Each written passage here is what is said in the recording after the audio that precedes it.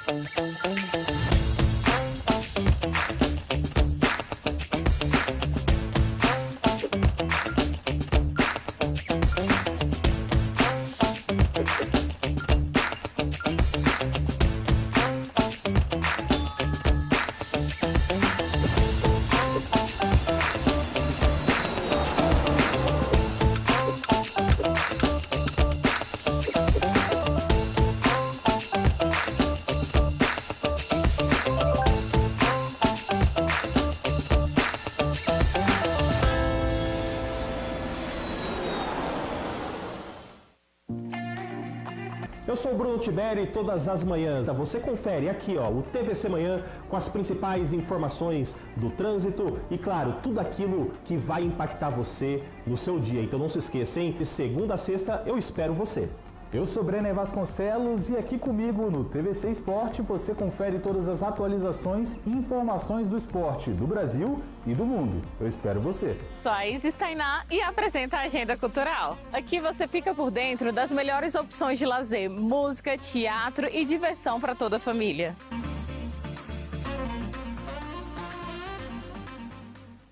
Alguns dos maiores nomes e personalidades do design brasileiro estarão em Brasília para uma série de encontros, palestras e debates, nos dias 10 a 13 de março, no II Fórum Cidades Criativas do Design.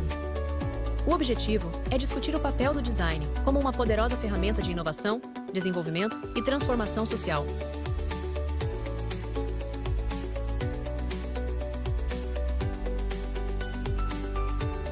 Brasília, Curitiba e Fortaleza integram a Rede Brasileira de Cidades Criativas do Design da UNESCO, um reconhecimento internacional para cidades que colocam a criatividade no centro do desenvolvimento urbano, econômico e social. Venha fazer parte desse movimento. As vagas são limitadas. Saiba mais e se inscreva em nossas redes.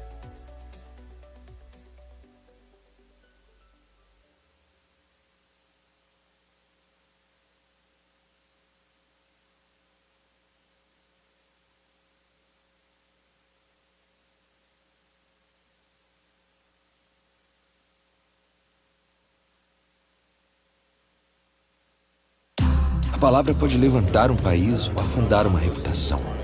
Pode inflamar uma multidão ou calar uma verdade, mas também pode trazer memórias, sonhos e contar a história.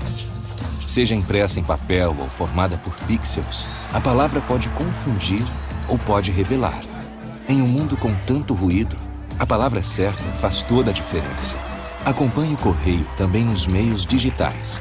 Correio Brasiliense. Jornalismo de verdade.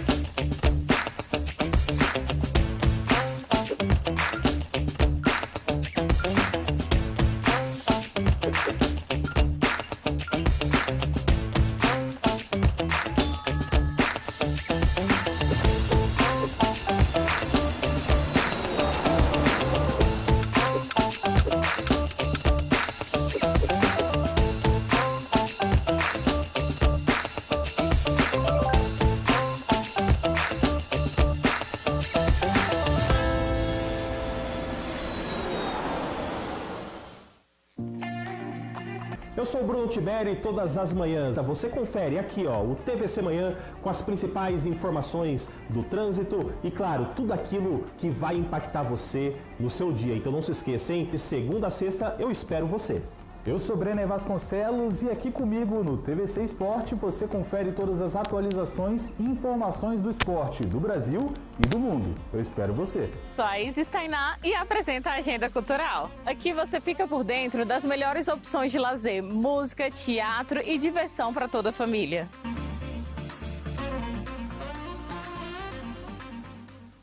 Alguns dos maiores nomes e personalidades do design brasileiro estarão em Brasília para uma série de encontros, palestras e debates, nos dias 10 a 13 de março, no II Fórum Cidades Criativas do Design.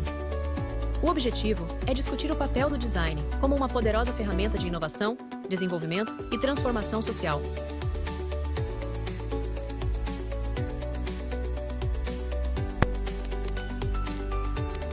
Brasília, Curitiba e Fortaleza integram a Rede Brasileira de Cidades Criativas do Design da UNESCO, um reconhecimento internacional para cidades que colocam a criatividade no centro do desenvolvimento urbano, econômico e social. Venha fazer parte desse movimento. As vagas são limitadas. Saiba mais e se inscreva em nossas redes.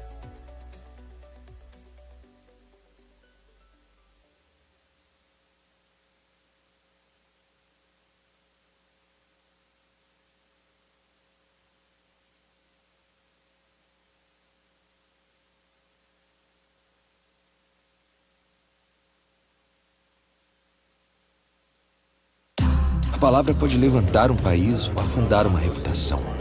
Pode inflamar uma multidão ou calar uma verdade, mas também pode trazer memórias, sonhos e contar a história. Seja impressa em papel ou formada por pixels, a palavra pode confundir ou pode revelar. Em um mundo com tanto ruído, a palavra certa faz toda a diferença. Acompanhe o Correio também nos meios digitais.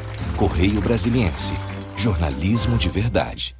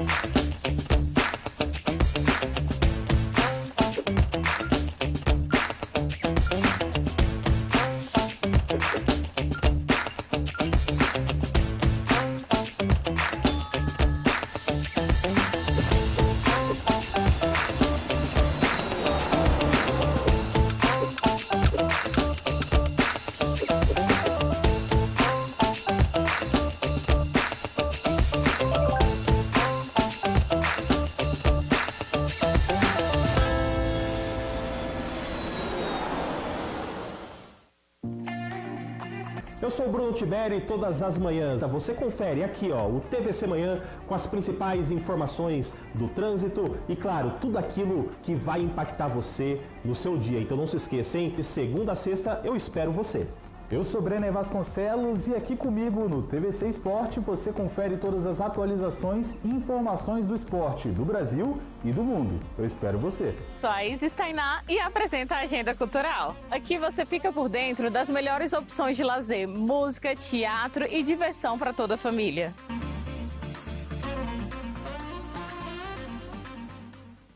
Alguns dos maiores nomes e personalidades do design brasileiro estarão em Brasília para uma série de encontros, palestras e debates, nos dias 10 a 13 de março, no II Fórum Cidades Criativas do Design. O objetivo é discutir o papel do design como uma poderosa ferramenta de inovação, desenvolvimento e transformação social.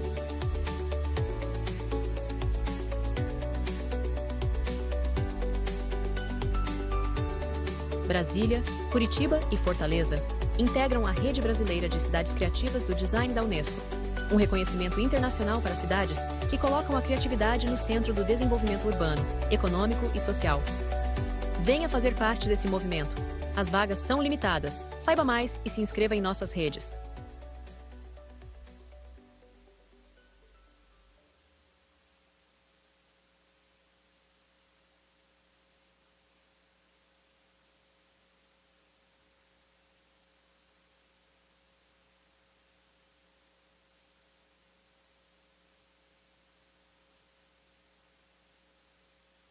A palavra pode levantar um país ou afundar uma reputação.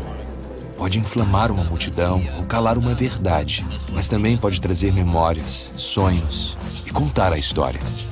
Seja impressa em papel ou formada por pixels, a palavra pode confundir ou pode revelar. Em um mundo com tanto ruído, a palavra certa faz toda a diferença. Acompanhe o Correio também nos meios digitais. Correio Brasiliense. Jornalismo de verdade.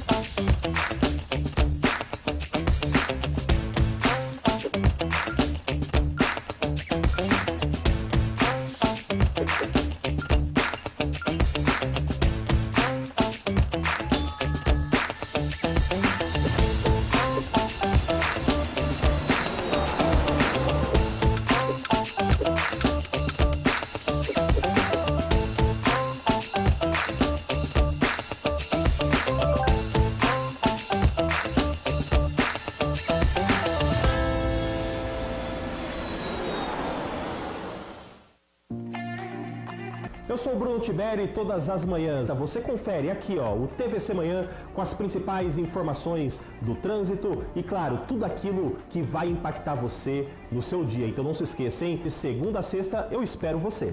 Eu sou Brenner Vasconcelos e aqui comigo no TVC Esporte você confere todas as atualizações e informações do esporte do Brasil e do mundo. Eu espero você. Sou a Isis Tainá e apresenta a Agenda Cultural. Aqui você fica por dentro das melhores opções de lazer, música, teatro e diversão para toda a família.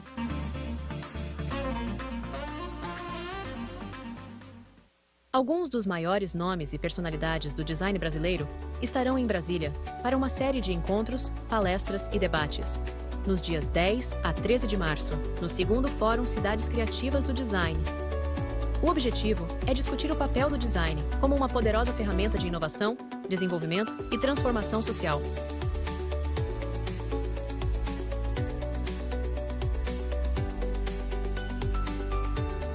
Brasília, Curitiba e Fortaleza integram a Rede Brasileira de Cidades Criativas do Design da UNESCO, um reconhecimento internacional para cidades que colocam a criatividade no centro do desenvolvimento urbano, econômico e social.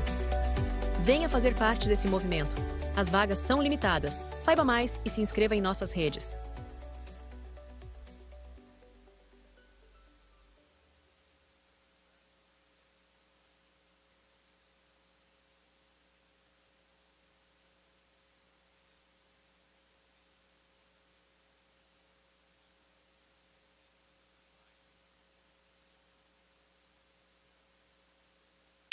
A palavra pode levantar um país ou afundar uma reputação.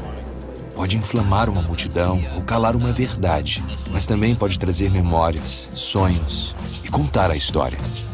Seja impressa em papel ou formada por pixels, a palavra pode confundir ou pode revelar. Em um mundo com tanto ruído, a palavra certa faz toda a diferença. Acompanhe o Correio também nos meios digitais. Correio Brasiliense. Jornalismo de verdade.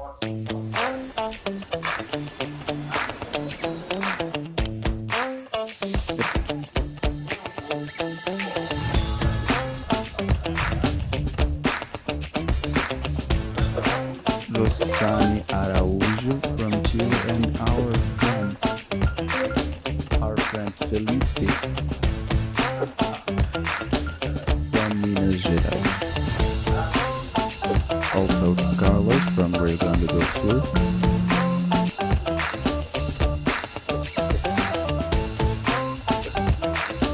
We are here in this second day so we can inspire or get inspired and feel responsible for this great change.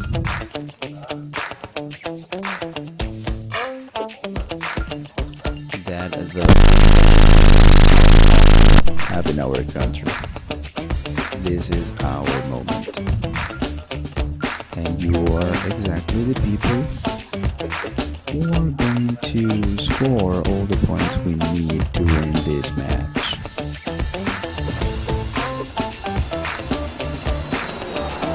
So I would like to welcome all of you.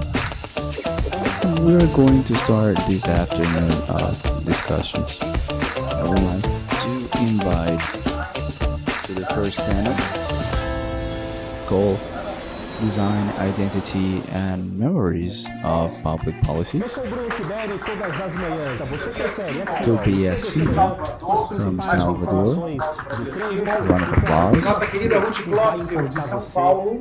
And Professor Pucci from São Nessa Paulo. ordem de chamado, In that order, já vou pedir licença pela Ana, ela tem que embarcar logo em breve. I'm going to excuse myself on behalf of Anna because she has to E apresenta a leave agenda cultural. shortly. Aqui você fica por dentro das melhores opções de lazer, música, teatro e diversão para toda a Free família. to have a seat. I'm going to start with Anna because she needs to leave in a while. Alguns dos maiores nomes e personalidades do design brasileiro estarão em Brasília para uma série de encontros, palestras e debates. Nos dias 10 a 13 de março, no II Good Fórum Cidades afternoon, Criativas do everybody. Design. It's O objetivo a joy é discutir o papel do design como uma being poderosa here, ferramenta de starting this inovação, debate this desenvolvimento afternoon. e transformação social. I work in an institution that's been promoting Brazilian design for Brasília, Curitiba 27 e years. Fortaleza To me, this is a integram a Rede huge Brasileira de Cidades honor, Criativas do mainly Design da bringing UNESCO. a provocation to my colleagues in the panel. In what point are we regarding design? How much do we know about design? How much can we synthesize design to our parents, and mainly for those who are not accustomed to that agenda? We're in a place where maybe design is a word that's not commonly mentioned, but we are in a place that needs in which it needs to be mentioned because design strengthens the country. And sometimes I have a comparative design. I like to compare things. So, in order to think about our country and our neighbor countries, we can question or ask ourselves, are these countries, these developed countries, see design as a cost or as an investment? When we think about these countries we travel to, do those countries perceive design as a cost or as an investment? We, entrepreneurs, how do we see design? And I ask that question because design is empathy.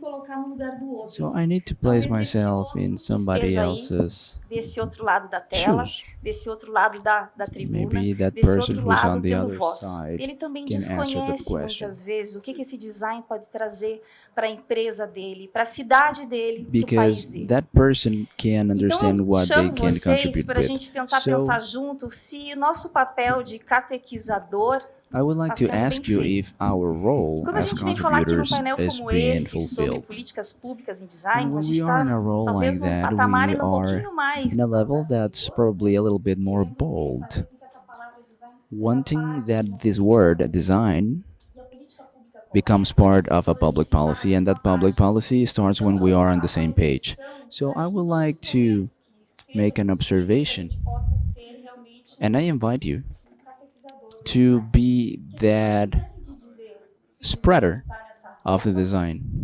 está nesse We cannot instrumento, say está that nesse design móvel, nessa is cadeira, mas in one design não place. só da parte Design estética, mas is de parte do everywhere. It's contexto econômico. part of the Faz com aesthetics, que a but it's gente also se part of sinta the parte economy. integrante de uma It's part sociedade. of A society. cultura está presente no My design culture is present in the design we develop, and I need to be aware of that so I can be present, but not to be part of an elite esse compromisso. or to have Precisa fazer com que o design an esteja presente justamente de snob forma estratégica attitude.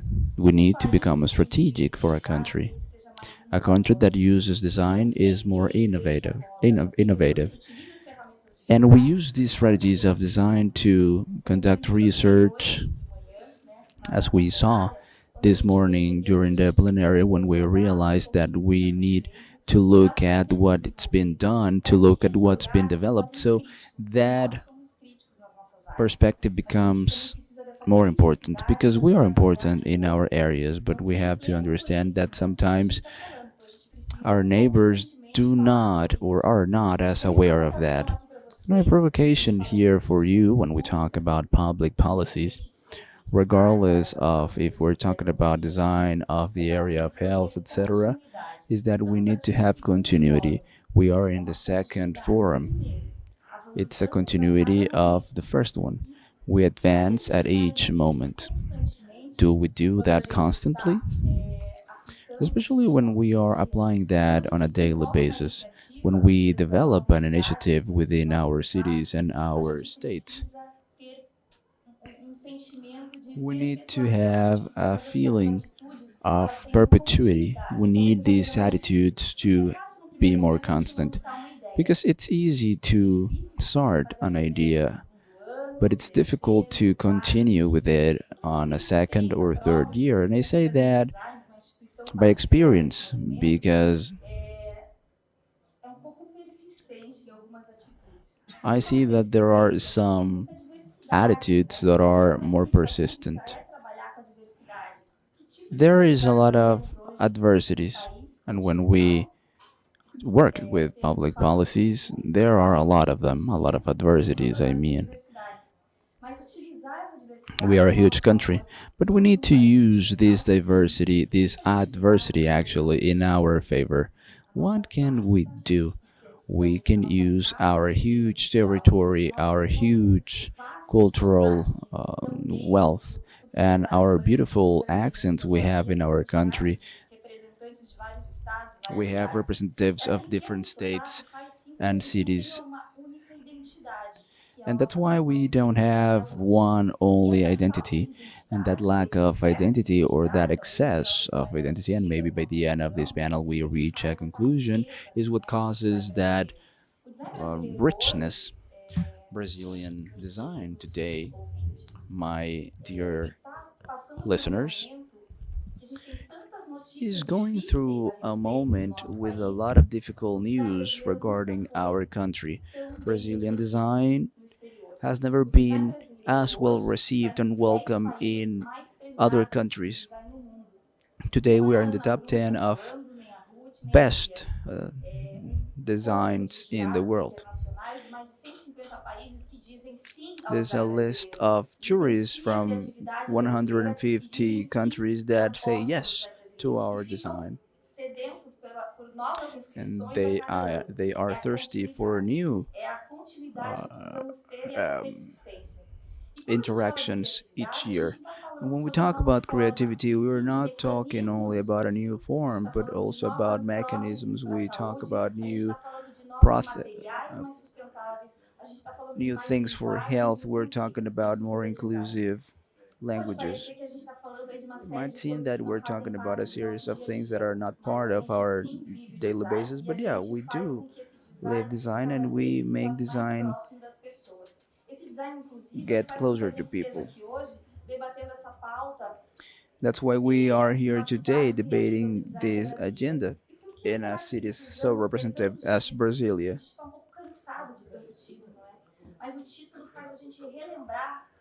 And these titles make us remember that yes, we have a mission, we have a purpose. Each one of us may be value a degree more than others, or maybe we value some achievement rather than a degree. But much more important than that is conquering those degrees. And I share with you this excellent news. Yeah, Brazil is creative and it has design, and it's being more appreciated abroad every time more and more. So why here in Brazil we still have this difficulty of appreciating design? We see ads on television and we wonder, does this design product is more expensive? But people in Europe start to understand design in a better way. What does a child know about design? Well, within their innocence, they start realizing the shape, the color. They will understand if a product is more lasting, if that product has movable pieces. Maybe that product is more intuitive, is lighter, is more fun, more ergonomic. It can be used with the left or right hand. All of that is design and children understand it. And when we talk about public policies, we're talking about making under information reach people. But in our debate today, we have to understand that cities need to have design as well, because the cities is a place where things happen. Cities are dynamic, and cities are full of design. And I have to see that through normal people's eyes. When I say normal, I mean people who walk on the streets, not necessarily designers. And when we talk about public policies, we have to understand that today in 2026 we have to insert certain mandatory aspect in maybe that way in 30 years we don't have to have the same debate over and over.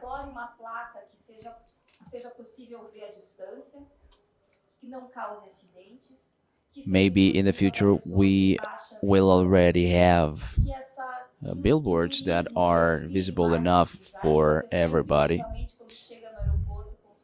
that the person when they go to the airport, that is very intuitive where they need to go. We want people using design as a tool. We don't want design as the main character. We want to work in a subtle way, but it needs to happen. It needs to be respectful, it needs to be intuitive, and it needs to save public resources as well. So our intention today is that it becomes more necessary. We have to insist a little bit so in the future design happens in a more fluid way, in a more natural way.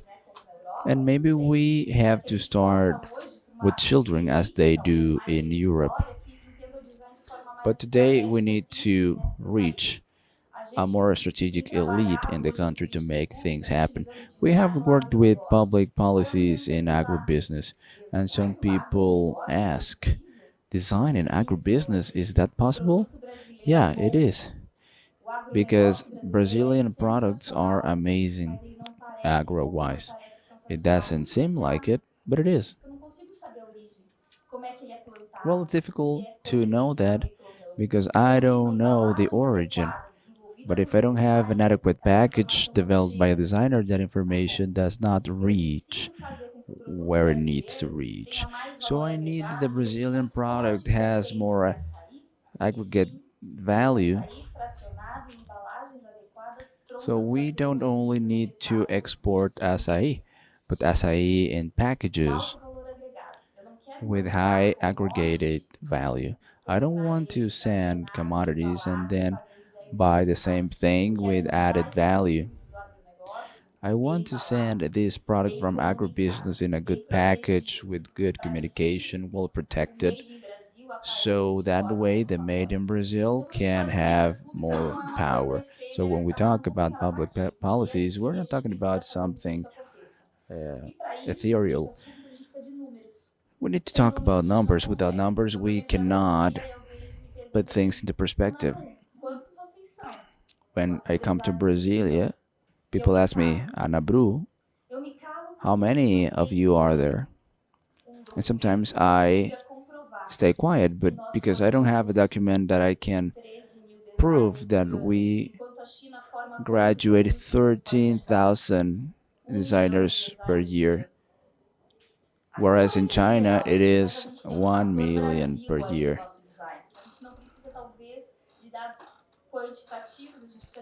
So we need qualitative data so I can have numbers to advocate for a cause, so I can defend these data in a technical way.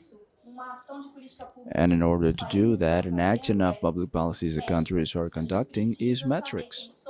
We need to know who we are, where we are. Do we have more design colleges in Brazil compared to the engineering ones? And yes, we do. So it's been 12 years that we've been wanting to have some new measurements, but we still don't have nobody to join our cause.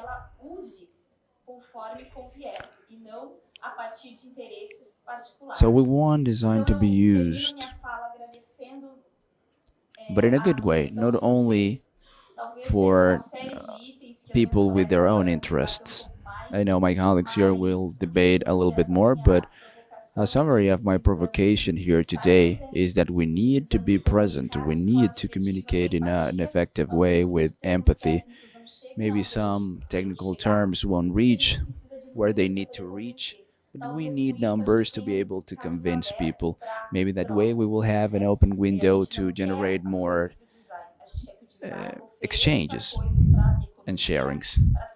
And we want design to be shared with the economy, with society, with population, and so many other areas that are touched by design. I make myself available. Unfortunately, I will not participate in the debate, but I am sure my colleagues will represent me in a perfect way, because we need to make these points more tangible. And we will bring design to Brazilian public policies, and that way we can harvest in a few years, based on this debate, the fruits of this discussion. Thank you for your attention.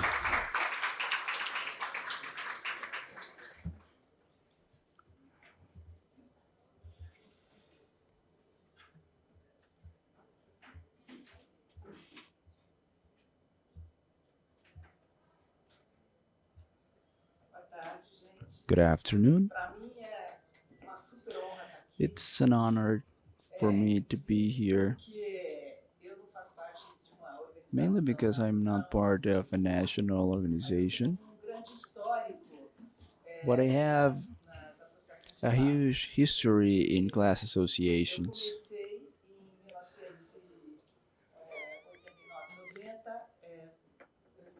I started in 1990 in what was ADG in Brazil. After that, I was a director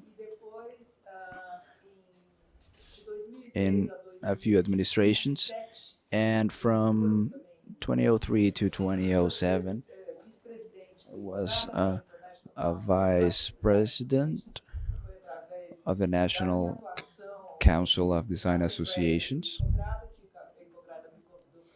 was invited by Congrada to be a part of the board.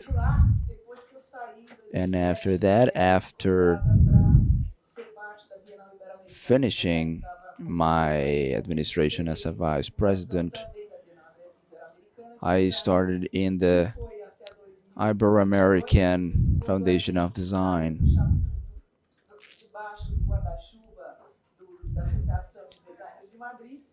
We left the Association of Designers of Madrid and we started as independent designers. Today it's called Ibero-American Desenha or Design. Anyways, this is my only connection with public policies and with organizations of category. I had prepared a little presentation, but we decided that we were going to give more space for debates because we need to talk about designs. And there are people here who participated, and I also did that in 2014 in the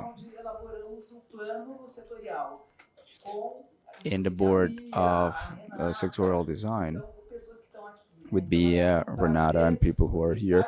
So it is a pleasure to be here once again, even though I am not part of a Brazilian organization. But anyways, I can learn and contribute with some things. In the first place,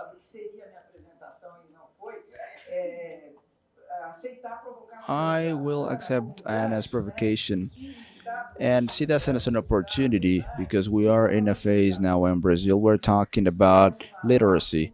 This is a subject we mentioned uh, in parallel in our talks and the presentations because we are talking here about design as a strategic asset for social and cultural development, and that coincides with what international agencies say. So you can have an idea. ICOGRADA, which the International Council of Design Association, they realized that graphic design limited a little bit our performance. Today we understand design in a more broad way. It's not only about services and design thinking, etc. So Well, so I think that we should evaluate the complexity of this activity. Why do we want design? Who is that for? And what is the dimension of civil society and the public power recognizes and evaluates design? Design is way more known in the product design, in the objects or luxury markets. And it's not so very well understood in its intersectionality. So design is in the scenario of the ballet, not only in the products and in graphic design, but it's all around. Its transversality is something which is very characteristic of our activity. And it's also interesting in the panel of Claudia earlier today, we can notice how we can act, bringing our services for a vulnerable population that has no resources to work with these matters. But when they talk about improving the layout and its functionality of interior of the houses so that people could perform all sort of activities, we're also doing some sort of education, because people are beginning to understand that design is not just about beauty. And something else is trying to understand different dimensions of design. It's also a way of recognizing, social inequality, diversity, and racial diversity, and cultural diversity. They can consolidate the Brazilian design and elevate our potential of innovation. It's like an ethical policy that we should be facing. And talking about innovation, there's also something else that I believe that is quite important. We should be clear that innovation also includes low-tech decisions and solutions. And there's an exploration of ideas that cover technological, market, and processual processes. I went to visit João Pessoa in the Carnival of 2024. I was very surprised when I went to San Francisco's church, St. Francis Church, and there was an exhibition of craftsmanship, but there was a picture which was quite interesting because there are some small, little chairs made of wood. And the subtitle would mention the popular designer. It was the first time that I would see this word designing in this sort of exhibition. I thought it was quite curious because I could recognize the sort of thought that was behind it, and not just the object as being a beautiful object. It was about what made this object be made, and there was a picture with young boys, next to the chair, and the way they were, behaving in the picture would, justify that sort of design for these little chairs. And I was very surprised, and it was the permanent exhibition that they have there. And this made me think about the architect Alina Borbadi, because her foreign perspective would, value what we really have as innovations in here. And I had a great joy of seeing Alina when I studied in FAO, and she would say, wow, that's so amazing. In this land, there are no precious stones there and sprouting from the land. So she was talking about this richness that sprouts from the land, but also not only our nature, precious, but also she was talking about people. And I'm not sure if you know, like the chairs that the people usually buy on different roads. It's like a chair that is specific for people who live usually in rural spaces, those who are waiting for something to pass on. She was looking into this richness of our daily lives, of the usage of objects, of our daily objects to create, parting from that. So in Salvador, we are able to see in Benin's house the fittings of the carpentry. It's a low-tech. The innovation, it's also in the low-tech solutions. It's all about perspective, the way of doing things. And she said that she would call our attention for the huge social inequality of Brazil and the unfortunate, aspect of, living policies that, unfortunately interrupt the creation of an autochthonous culture. Many things have changed from then on, but we are fighting and struggling to solve the solution. Something else that was also curious, we had an exhibition in the Bienal, Ibero-American Design Bienal, but each one of us, which were in the council of the 24 countries that were part of it, needed to bring 2 products of our country to show there, to exhibit in there. And we brought 2 things that we thought was very interesting in our daily lives. One of them was our water filter made of dirt. And today it's a very famous object and is even sold in Europe. Effectively, it has not, an authorial note. It's also a result of previous stone filters that they create, and then we have these clay filters. It's also a product of ours. It's also a creation of ours, and we also brought our money of the Cruzeiro Novo, which was also an innovation that made that money could be printed here in Brazil, because it was printed in London before. And identity is not only in a heritage, a cultural heritage, is a repertoire of projects. And to amplify the protagonist of the most marginalized people, Black, indigenous people, women, they also have their potentials for innovation. Something is like, we're going to project for someone, like projecting, lingerie, feminine lingerie for Black women, is something that began to be made like 10, 15 years ago. But way harder than this is to have this protagonism of these populations with, this community, so we can see indigenous designs, especially when they're about fashion. But, Black design, there's already strong, movement of that. Where are the Black designers? I think that this is something important also for thinking about innovation, and because memory and heritage are the cultural aspects that characterize our innovation, also strengthen our positioning, economical positioning. And I would also like to mention that at Design as a Social Transformation, we have two examples which are quite interesting that have brought me a lot of impact, which is in Palmas, the bank Palmas, the little bench Palmas, because there's an entire work from the community that give jobs to people, aggregate social and economic value. So we're not questioning the quality of the design in itself. We are valuing this mechanism of social transformation, which has a protagonism of their community. This is very important. And something else was made in Belém do Pará, Fernanda Martins, Samia Batista. They have boosted a project that was very important because they have valued the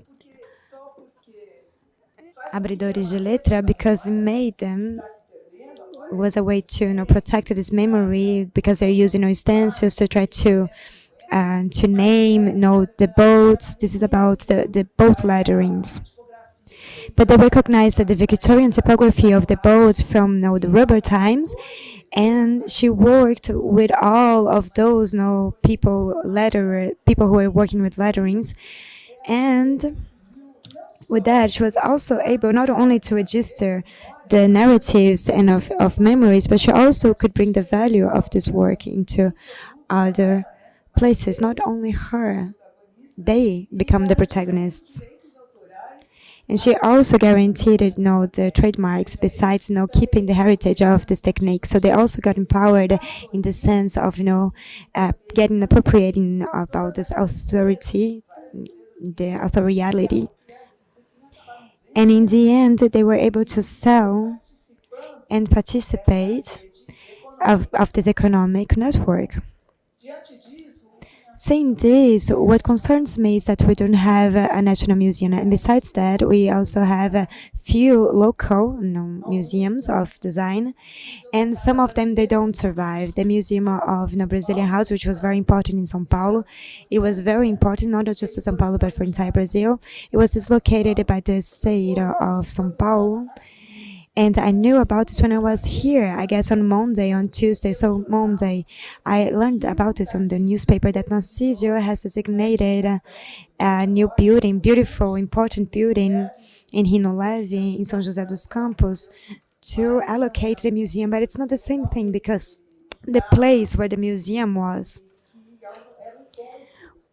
a point, a touristic point, a touristic meeting point for many different design encounters. But besides that, a design, especially of furniture design.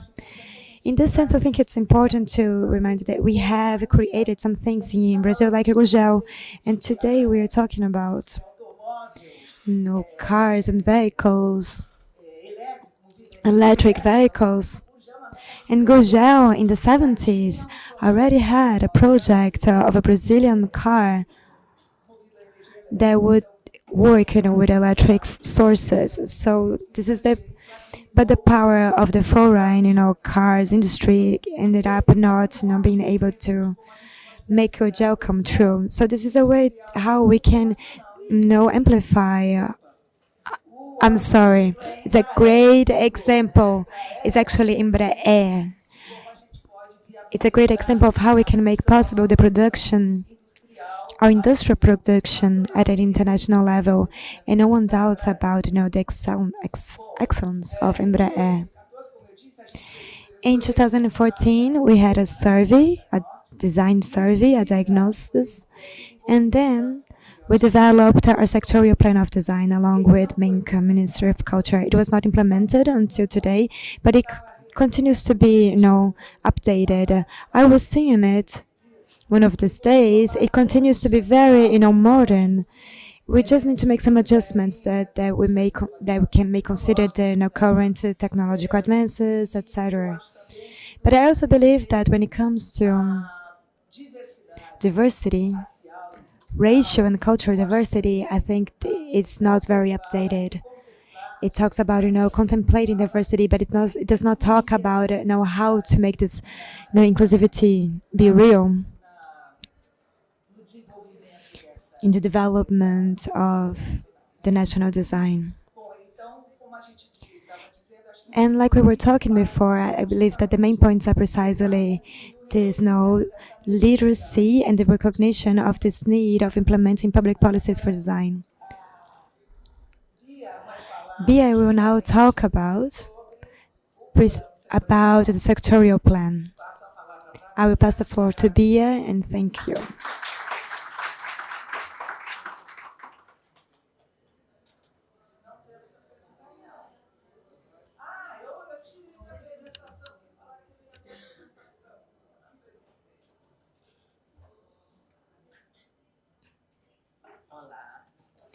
Hello, good afternoon, everyone. Well, I will talk about something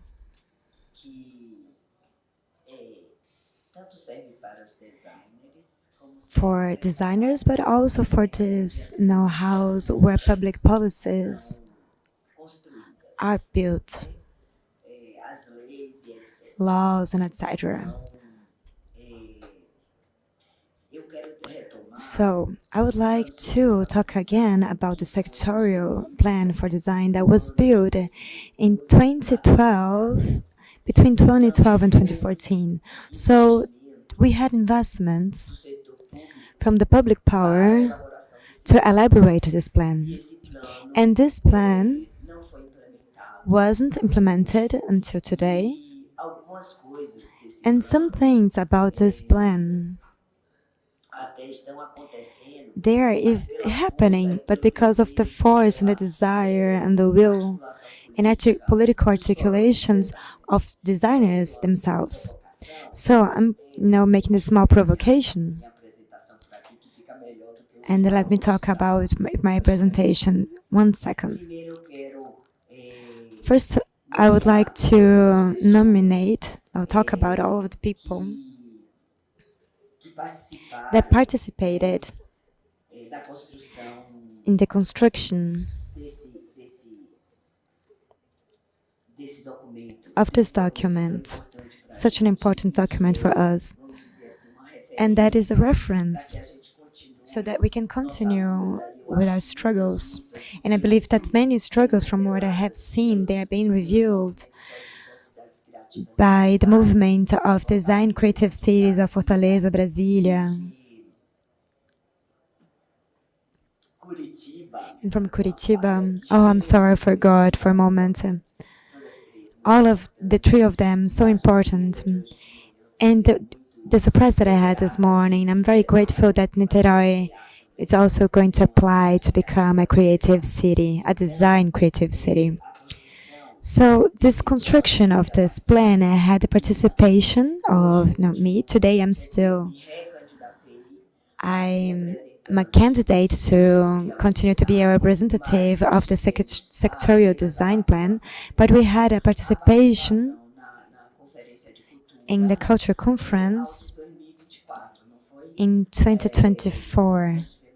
We had a participation in this culture conference, contributing to public policies in a more general way. And of course that when we're talking about these public policies in this more general way, we've built not in a strategy, because we don't have this power, but some sort of survival techniques or tactics to insert our agendas inside the national plan of culture that has, many stages, and some things that get lost in the way, unfortunately. But we had Bernadette Teixeira from Minas Gerais, Cecília Consolo from São Paulo, Cleomar Rocha,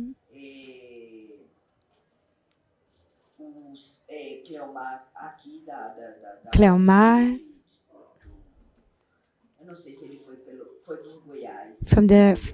from Goiás, Daniela Garrosini here from Brasília, Denise Castro from Ceará, Fernanda Martins, which was representing Pará, Marta Mello from Alagoas, Mauro Pinheiro, Miriam Zanini from Curitiba, Paulo Cardoso from Santa Catarina, if I'm not mistaken. Renata from Recife. Roseli from Santa Catarina, I believe. Rutinha from São Paulo. Túlio from Curitiba. And Wagner Batista, that I don't recall where he was from. Mauro Pinheiro from Espírito Santo, exactly. If I forgot someone, forgive me, please. So I made a provocation. The sectorial plan of design, what design could do for Brazil. This is a sentence of Aloysio Magalhães in his speech when I asked the first design from industrial design of this country, now celebrated 15 years of existence. And actually, I would like to invert this sentence, because we've seen how much design can make for Brazil. And I would like to know what Brazil could do for the design. So, in this plan establishes the public policies which are strategic. Maybe not a strategic, right? But in our sense, yes, strategic. But we need to have a place, a space of power so that they can become strategical in the sense of transforming the Brazilian design, positioning itself as a protagonist sector of the construction of a strong, inclusive, and competitive culture. When we created the national plan, we have seen some issues about recognition of design as a cultural vector. Today, earlier, we were talking how design serves, and it's around all sectors of creative economy. If the circus sector will create a spectacle, who will create the medias for marketing the spectacle? Who will create the arts, the graphic design to do the marketing of the spectacle? These are the designers, and they permeate, the cinema sector, also craftsmanship, all of the areas. And what do we want? We want some official recognition so that design can be recognized as a cultural manifestation, strategical manifestation. When it comes inside it, there is no cultural plan of culture, making it legit its participation in the entire country. And the insertion of public policies guarantees a way of boosting and of having institutional support, which were not available to the sector before. So what do we have in terms of challenges, of current challenges? We have seen this in 2012, from 2012 to 2014, but it continues to be the same things, which is a lack of specific funding,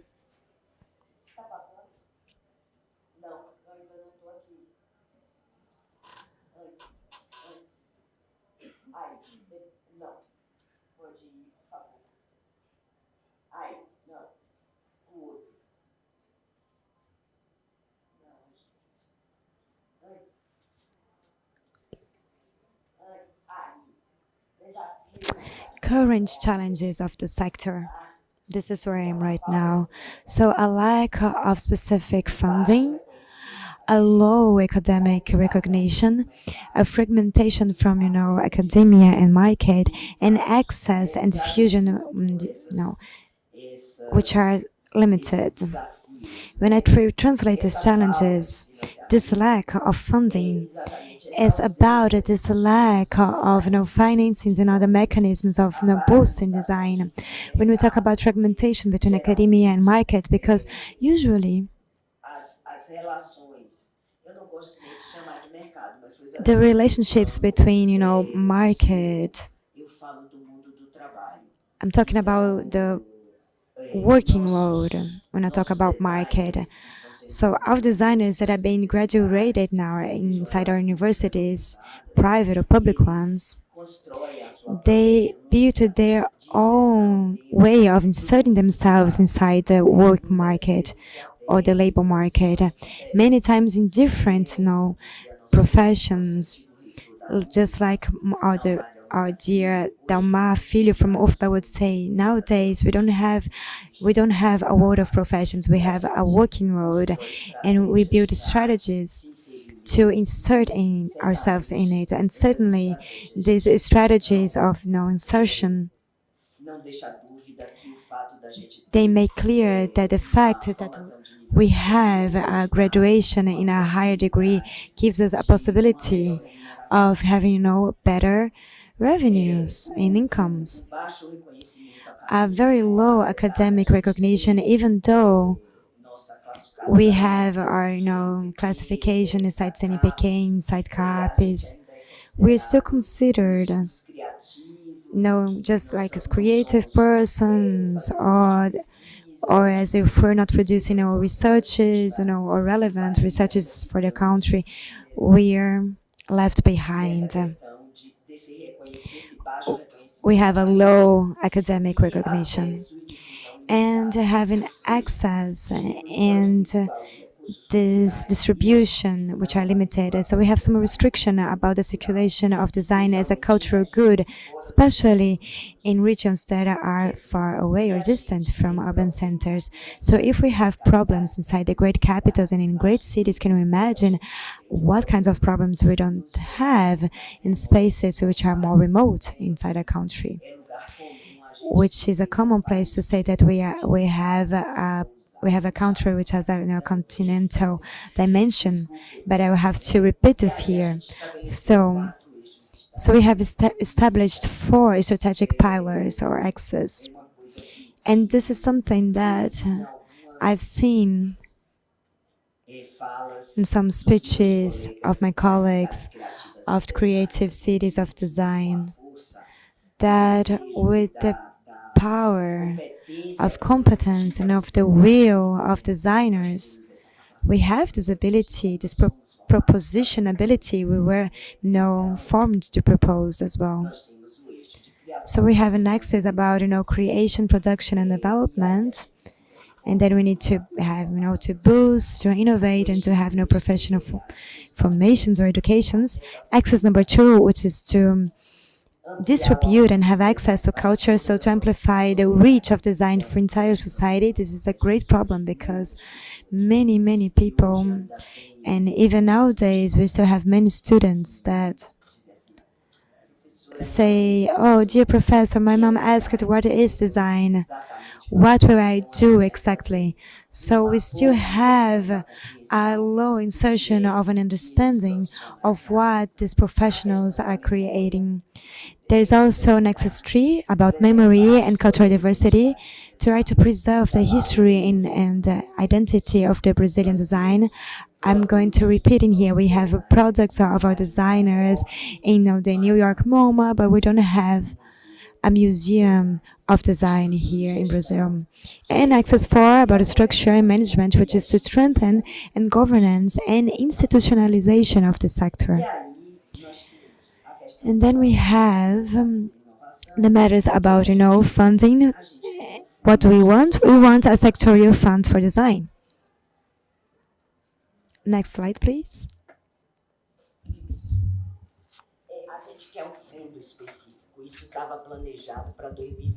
We want a specific fund that was planned for 2021. We are in 2026 and we still have nothing.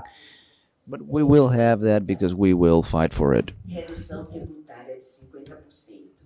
So tax reduction of 50%. What do we want? We want to buy some equipment. We want to buy what we need for our production with a reduction of 50% of taxes on supplies of design, turning the sector more competitive and decisive. And we want specific public calls for research and development and specific public calls for the inclusion of designs in those calls.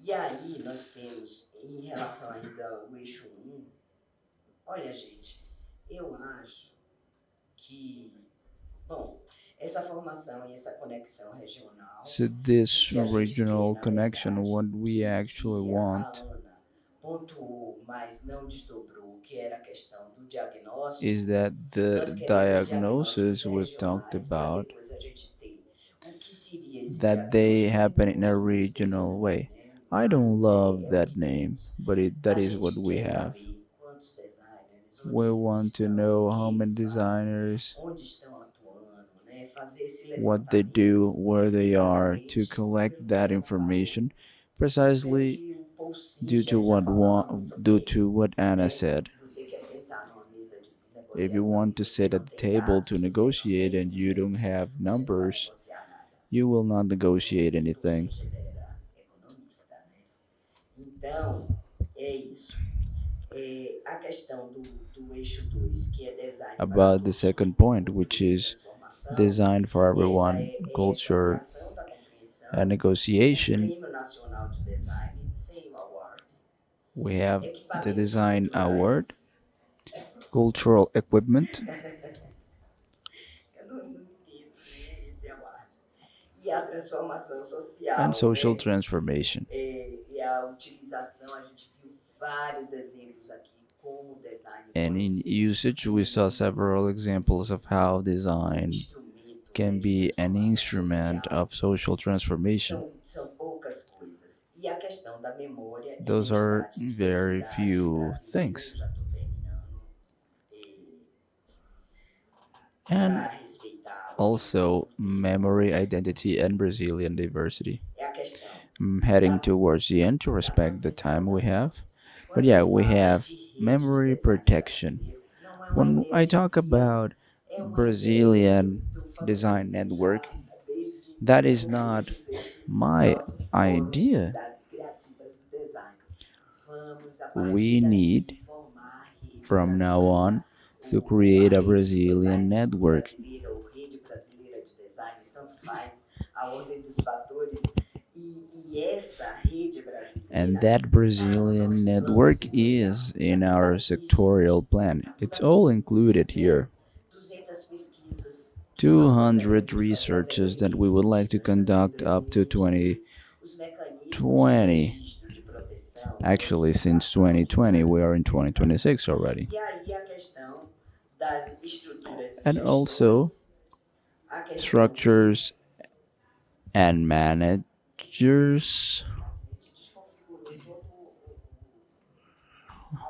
I'm sorry, I don't know where I'm at here in the slides. Okay.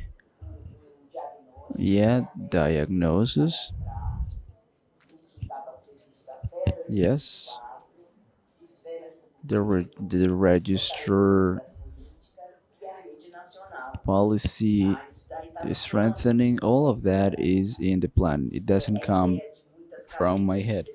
These are ideas that came from the brains of many people who gathered here in Brasilia, de financiamento com dinheiro público e thanks to public funding. como a gente tem aspecto And democrático, sometimes, as we que a have gente in a precisa democratic da aspect, participação we da need the sociedade participation of civil organizada. socials Será que isso não é só society. cumprir a lei?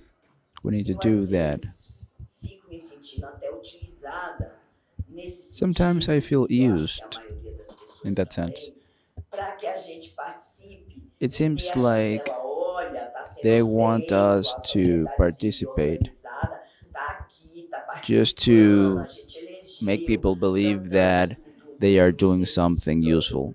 Because if we're present, it's serviço like we are público, são approving tantos da sociedade civil everything. organizada, são os pares, They tá say, tudo oh, there is direitinho, a everything gente fez o correct plano, sim, here. fez, e cadê? We conducted the E plan, cadê o etc. desenvolvimento? Yeah, we did it. But Cadê where a is the inovação? result? Where is the Né? implementation? And Muitos of course, pressupostos. we had a lot of Minha fala é resources. política mesmo, porque But yeah, my eu acho que é intervention só is a através de political uma intervention participação because I política believe that intensa que a politics is one way to broaden our achievements and what we actually need to achieve. So design can go even further in Brazil. Engagement, approval, monitoring, and consolidation. I'm sorry for the diagram here, it's not perfect. But that is it. I already talked too much. Thank you.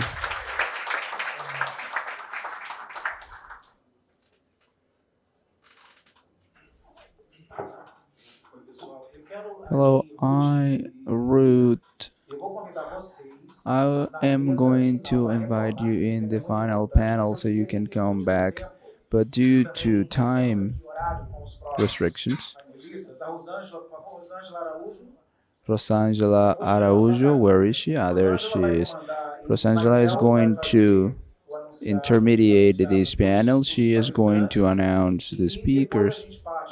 And then we'll move to another panel. And then when we are in public policies, Ruth and Bia can participate. Before Franklin is going to thank, I would like to thank Rafael Prudente because when we requested a room, he was really helpful. He's someone who has aided us a lot in this topic of Brasilia creative cities and all the ecosystem of design. Thank you, Representative. Good afternoon, ladies and gentlemen. I am Rosana Araújo, specialist designer and international strategist. I've been supporting this network here in Latin America and in Europe, and today we have the panel of sustainable experiences. I understand these are the results of products and services. We spent a few minutes talking about products, experiences, solutions, ideas for public policies, and I would like to bring the idea that a sustainable idea means to optimize local resources. We are talking about the citizen experience all the time, whether it is through tourism or other ways. And we also need to talk about the environmental agenda. So, as creative cities, we prove that we already have some pragmatism, so our territorial innovation happens. To debate how we can connect these macro strategies, we formed this panel of high level, and here we have our panelists. They need to leave in a few minutes, and the questions that you may have can be directed to the production of our event, and we will send them to them later.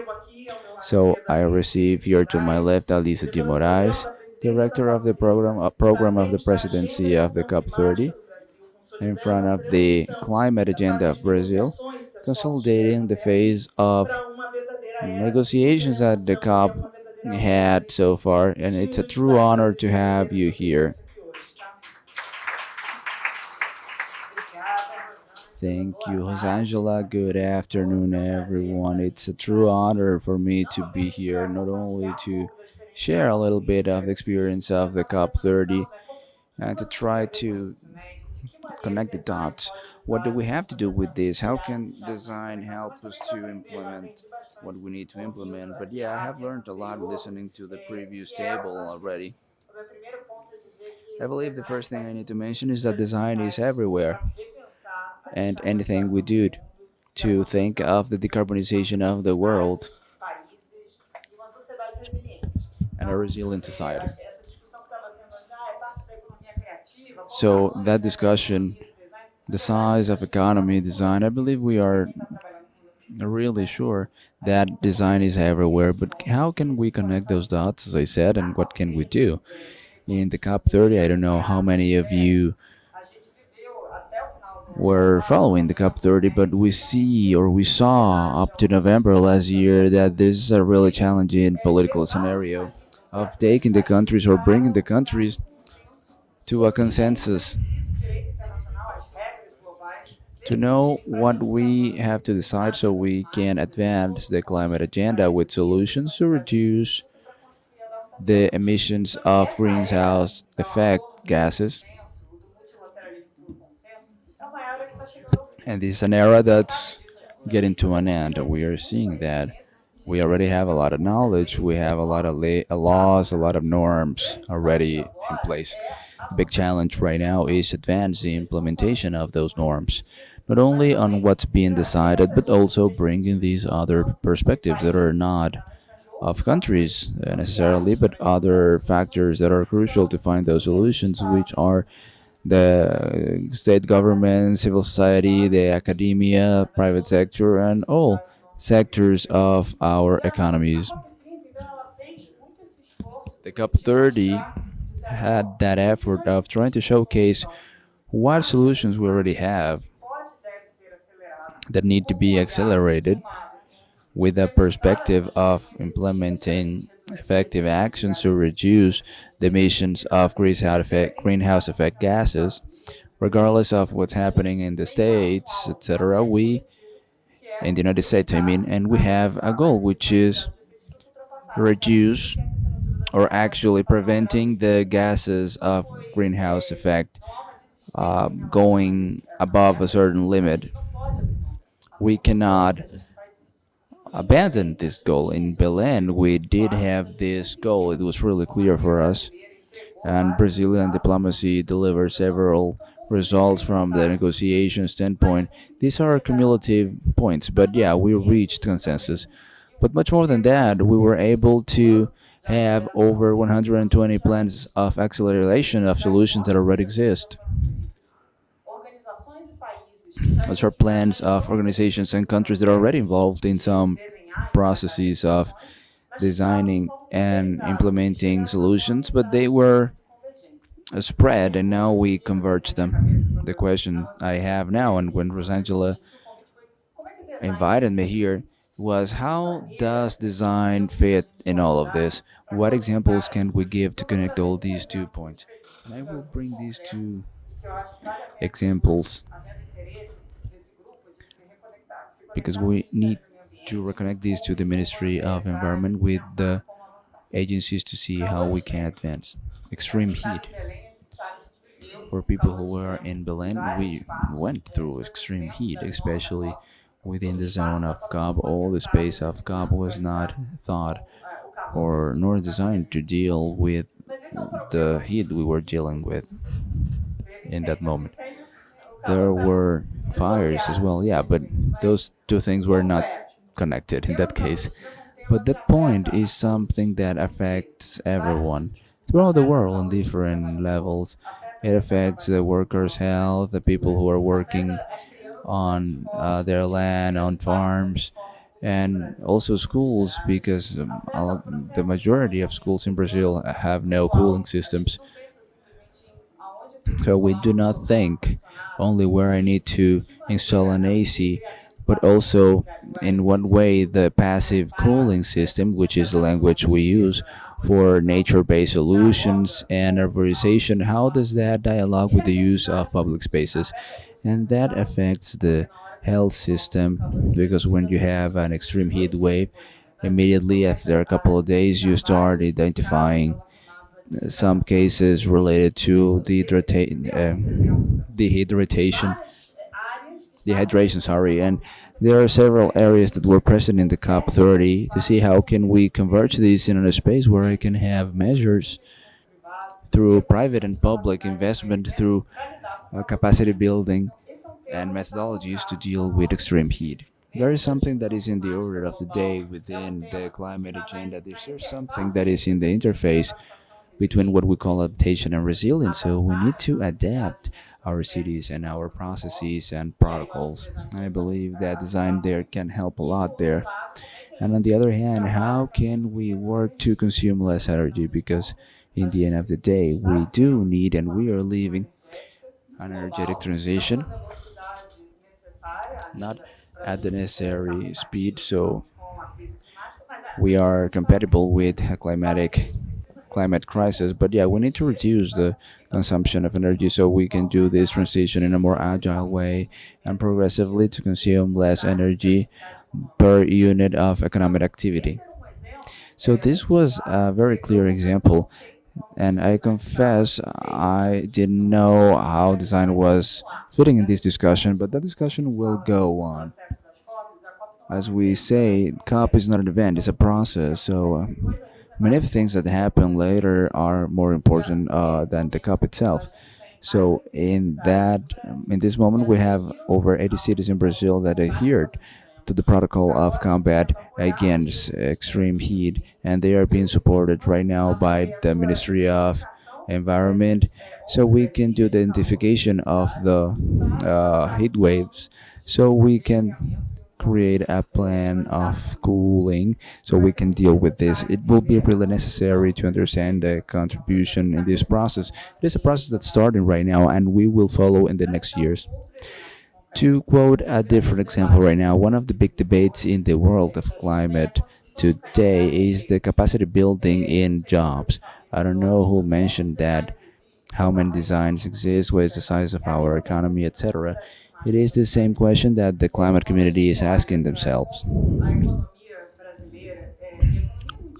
When Brazilian economy and the world economy was assessing if they were growing or not, they were thinking how many jobs the car industry create.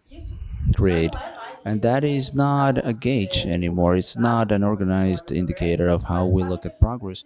But the fact is that we need to create conditions from other economies to create added value, to create job positions, to create opportunities, not only for young people, but for all generations that transform our economies in something less dependent on oil and intensive economy on carbon.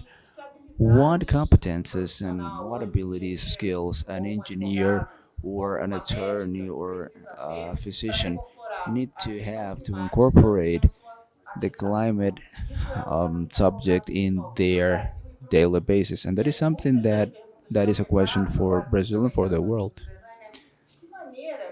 And something I ask myself is in what way that perspective of design help us solve problems that were never addressed. If I build a building, I will only incorporate. How do I incorporate the climate issue? What perspectives, whether it is in terms of materials, process, what do I need to have? So those questions are there, and we need universities to incorporate panels to talk about that and to bring this scientific knowledge on weather and climate to this capacity building process, because these professionals are being required in China, Europe, and in Brazil. We need to build more capacities. Once again, here we have the Ministry of Development, Industry, and Trade, and they are giving steps forward alongside the industrial perspective. But yeah, we need that in all sectors. We need to build capacities, and I understand that design is a very important point in that sense. To finish, I believe it is important to remember two things. First of all, we are living, and the chairman of COP, he started by the end of November a process to start a roadmap for fossil fuels, and another one to deal with deforestation and land for degradation. These are two processes that are essential and that the whole world are wondering how can we solve this problem, how they can start, how do we see ourselves as a less vulnerable society, how can we depend less and less on inflation variations, mainly related to fuels and the circulation of goods around the world. since Dubai, we have a decision of making that transition, but starting that transition also starts with that idea of visualizing a less dependent world. And that is something that is going to develop a lot this year, both nationally and internationally. And I think it's really important to have this contribution. You can help, and as a matter of fact, a lot of public managers of civil society can visualize that path. In the case of Brazil, the climate plan that was approved recently, it's a little bit part of this strategy of how to get there. There are a lot of sectoral plans and there are a lot of financial opportunities to get some funds related to climate action, whether it is through BNDES or multilateral banks. There are a lot of examples, but I'm sure the cities should and can access them with projects that help us deliver that commitment to combat climate change. So, as chairman of the CUP, we are really happy to have been invited to this event. We want to participate on many more. We have a lot of ideas of what needs to be done, but today the discussion on climate change is not about dealing with it or not, but how. How are we doing that? And we count on your help. Thank you. As I've commented, we'd like to thank you so much for your presence. And we're also receiving here on my right side Pedro, the General Coordinator of Genova Lab from ANAP, which is the National School of Public Administration, for those who do not know the acronym. Pedro leaders with the territorialization of the Agenda 2030. So if we're already talking about, climate, adaptations, mitigations, adaptation, Pedro will now bring a much more deeper perspective of an applied design into public administration. Pedro, please, welcome very much. And talk to us a little bit about your experience of bringing innovation to territories, and of bringing this design intelligence and leaving the cabinet, prototyping projects, and bringing these activities that we need so much with the urgency into practice. Wow, thank you, wonderful. Thank you, Rosangela. I would love, first of all, thank you for the invitation to be here. I'm very happy, even though that we're in a bit of a rush. I will leave my cell phone here because I have some notes, so I won't get lost in today's speech. But my idea of participating here is, as Rosangela mentioned, to talk a little bit how design has been worked inside the government to produce public policies, and also and especially public services to attend the population. So trying to create this link in between these creative cities of design and design thinking, and especially inside our design world, this usage of design thinking and the public and policies for grassroots. We cannot talk about creative cities or about design without first mentioning thinking about the collective ability of production. So when we think about the traditional ways of creating public policies, of thinking about public services, I've been a public worker for 14 years now. I have this career of an analysis of political sciences. So I've seen a lot about public policies being made. What we would say that is the cabinet policies. They're created inside this closed cabinets with a hierarchy. There's a ministry, secretary, a coordinator, and from Brasília into the rest of the territory. There's an advantages because we live in a very continental country with lots of differences, but there's a great disadvantage that's that the person's not there feeling the problems that we are talking about. So we're talking about public workers that are very well paid, and that they do not pertain, they do not belong to this average class. So we said that a public worker, when they win, the basic, remuneration, do they really have a way of thinking in a good way what is the problems of public transportation in Brazil, and to solve this problem without talking to these people who are using these transportations? Probably not. So design, when it's thought inside the public administration, is thought as a way of thinking about design. And they have these three great advantages that we have seen in the last years. The Genova Lab. The first of them is to place people at the center. So listen to the users and the citizens of what is the problem indeed, the public problem that exists. And a second advantage that we have, it's way better to elaborate a public policy today in Brazil, and we only know about the consequences of these policies like from 10 years from now on. So when we have these other peoples, we can have some sort of experimenting, some pilot projects, learning with our experiences and improving it, and from then on, launching this as a public or broader service or policy. And the third point, we, as parts of the government, we talk a lot about social participation, even though the social participation, we are actually only listening to the citizens. So we are listening to the citizens in the commissions or councils, and we not always know we give a feedback for this participation that the citizens give us.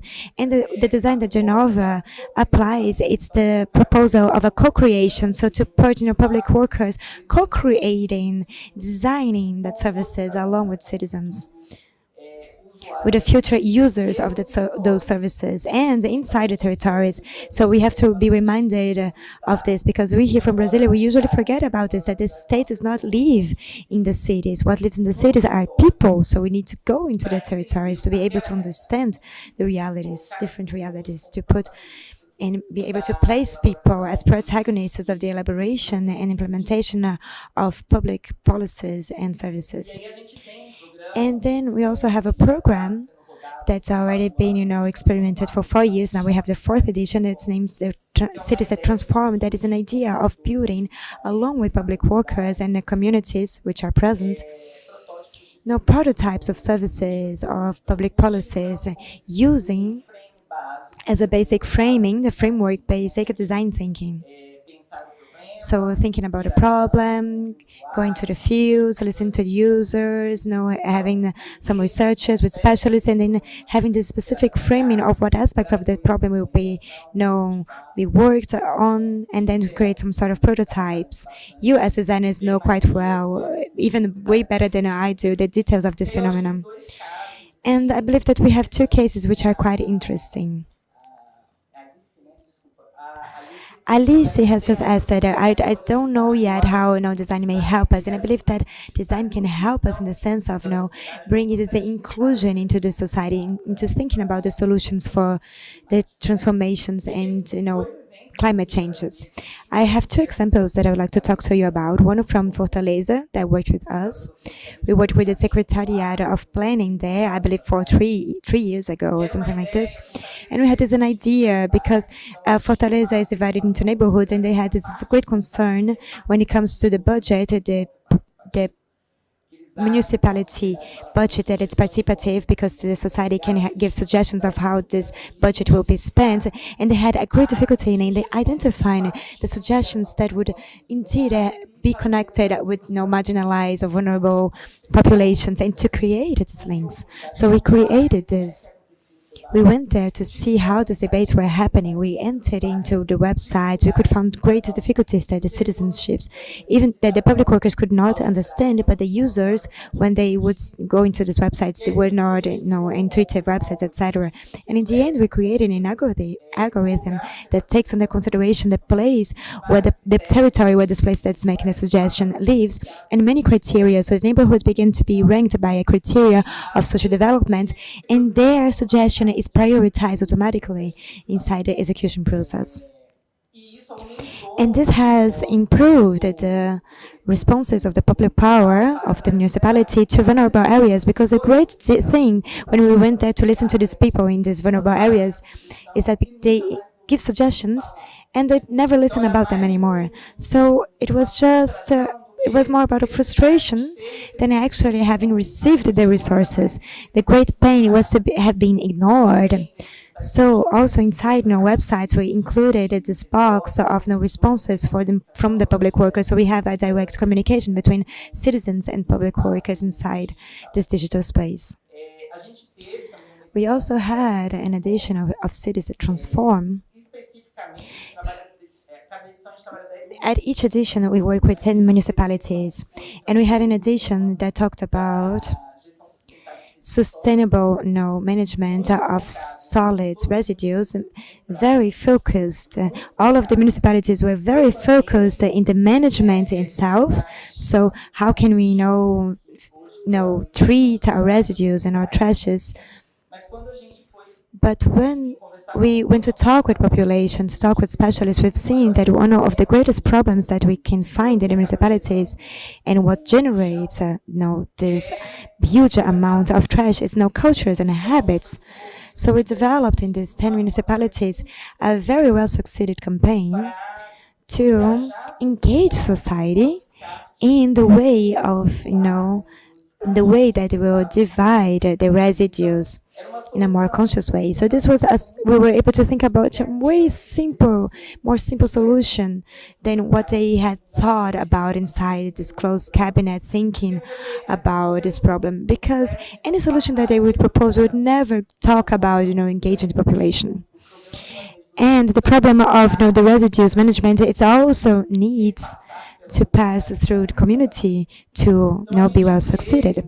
So we see the different uses of design in this sense when the state finally places citizens at the center of the process. So building together is way more efficacious than creating alone or in a closed cabinet and then trying to understand how this works. So this is a little bit about the experiences that we have had. And for those who are curious, for each project that we create in a great scale, all of them, they end up using design somehow.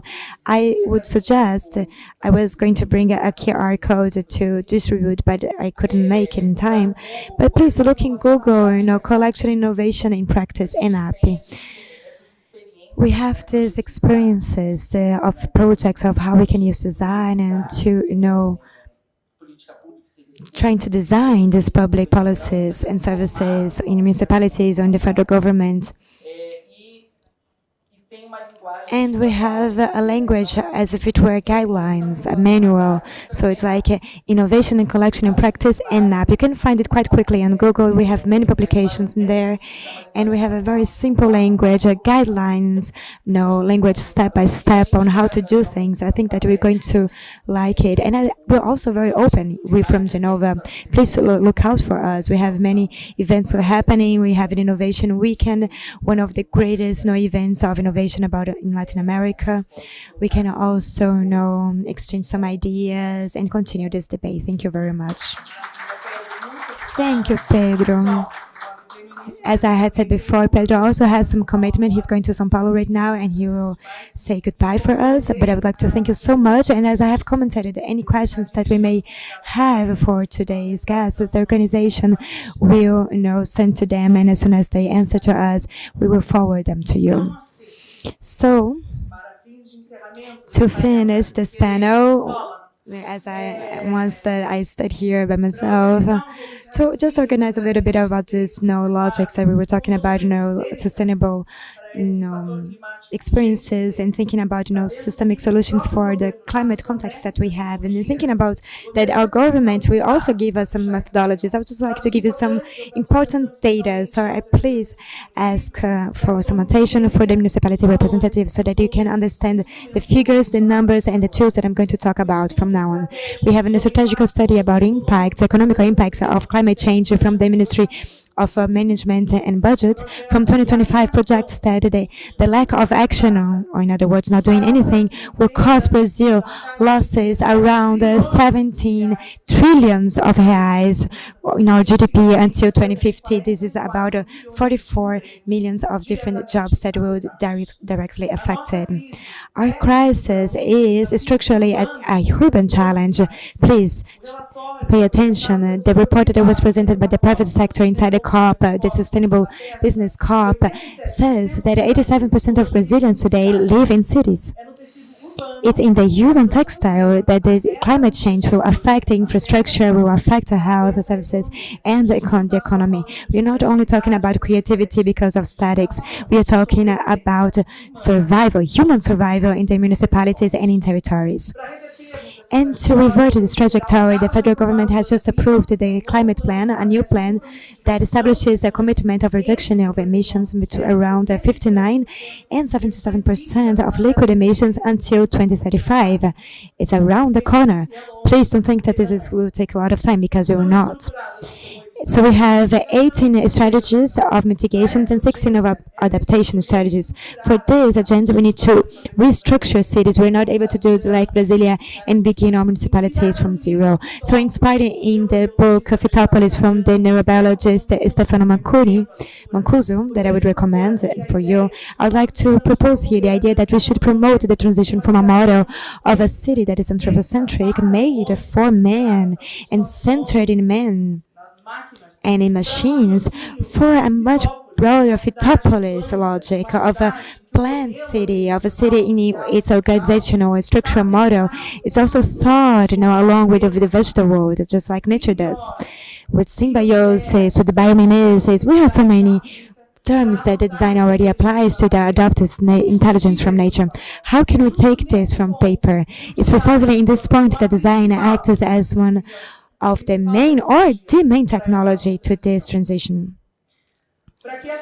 So that this urban transformation can have the scale that is required because of the climate context, we need to broaden our fundings, and here we need to have good strategic guidelines so that we can have, as municipalities, this sort of funds. From the point of view of the economy, we know that funding for climate adaptation and mitigation, it's already under discussion.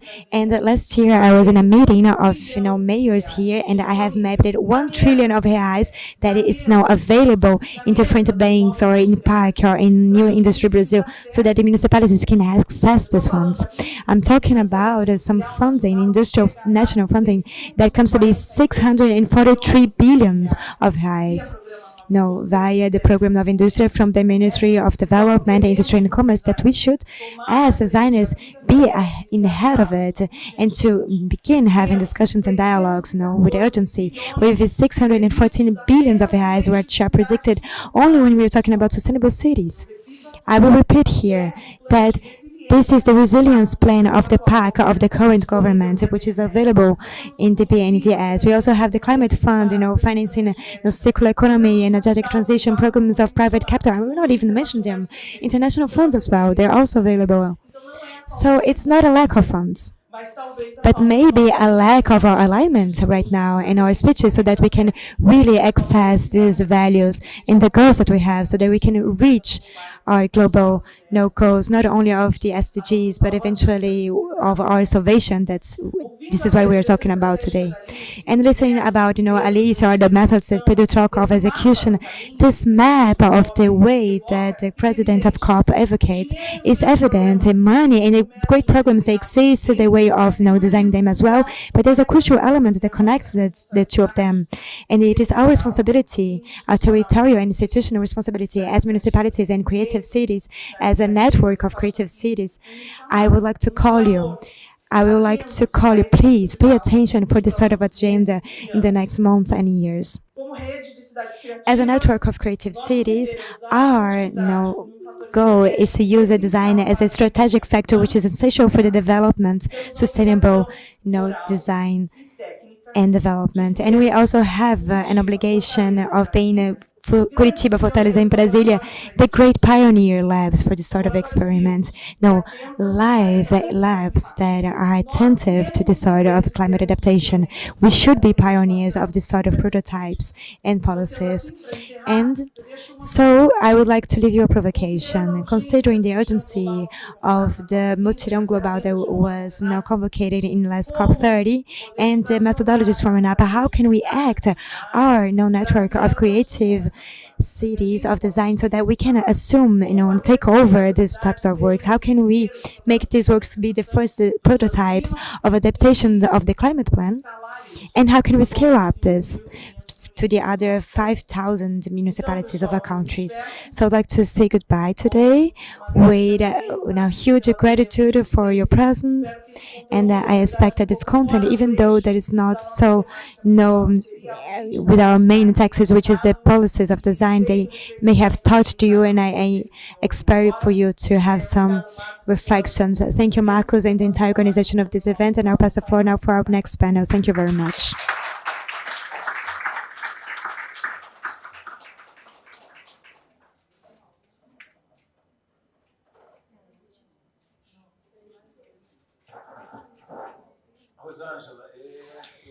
Rosangela, I believe that this is a part of the access, yes. I think that you have brought lots of important information from municipalities and cities, but I'd like to invite for the next panel.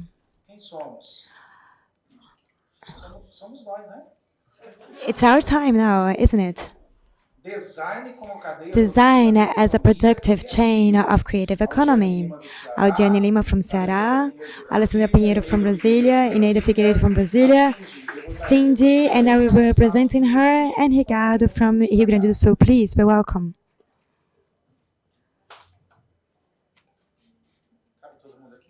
Will everyone fit in here? I guess.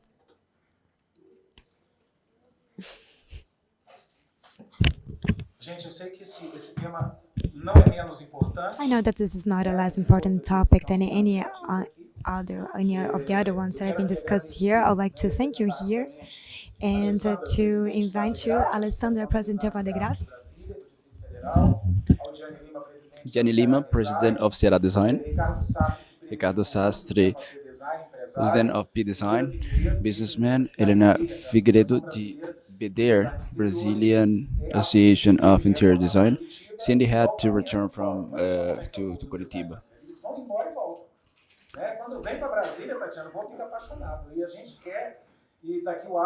And Alison Rodrigo last year made a provocation and asked why isn't this forum here? So yeah, Brasilia was the starting kick, so to say, but yeah, the goal is to expand it into other cities of Brazil, and I'm talking to the Secretary of Tourism of Goiânia. Yeah, we suggested that, and she was interested, and we want to conduct a designer meeting, and we are doing these articulations to make it happen.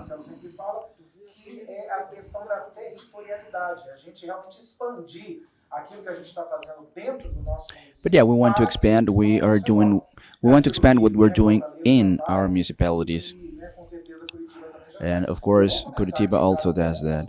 We're going to start with women. I am going to start with Alessandra.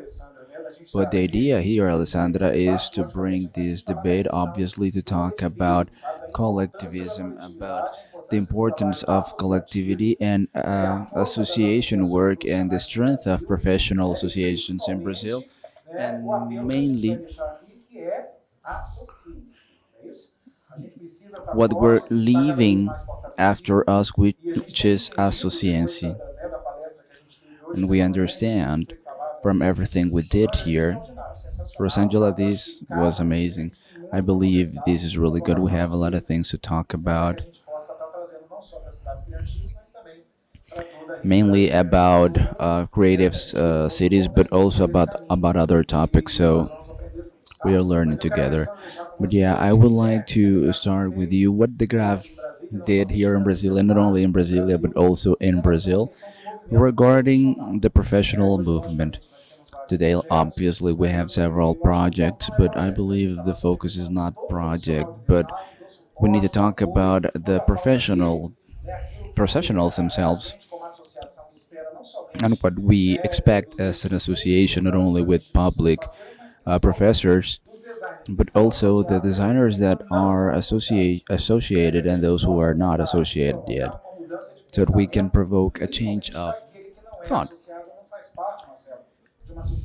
mainly of those who are not part of an association. Alessandra Pinheiro. Guys, good afternoon. Firstly, I am going to excuse myself and apologize because we had some hiccups with the transmission and broadcast system. They should be back shortly.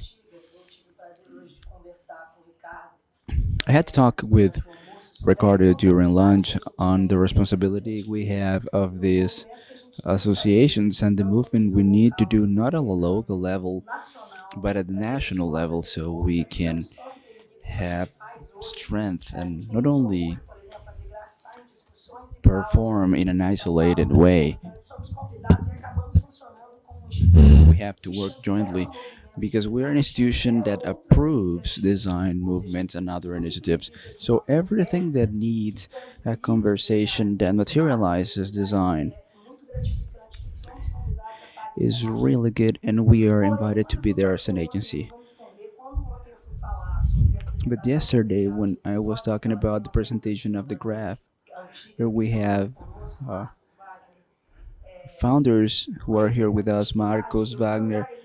I was looking at this history, and there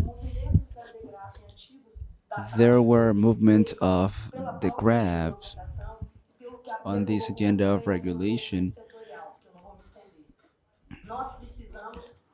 We need to be recognized and we need to be seen and understood by what we do. So the association in these characteristics in its DNA of that collectivism and that association that we and where we act as volunteers and part of this productive chain, what is our role? We articulate in an independent way with all these social spheres, and that independence is what gives credibility. So we can talk in name of design, and there are agendas that are important and that impregnate everything we do. Before talking about literacy and about all these configurations, we need, as a matter of fact, give visibility and importance to professionals and to the design professionals so we can be seen and so we can be understood.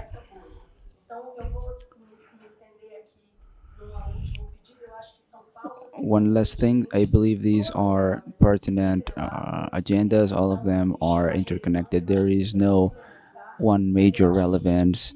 Everything adds up to the rest of the things. But if we don't have KNI or registration in a country that has so many occupations, how can we talk about being recognized and talk about design when we still don't have that in a structured way? When design ends up being done by another institution, and how can we gain some strength as an association that contributes nationally with that topic? So I believe all those things are equally important and need to be talked about.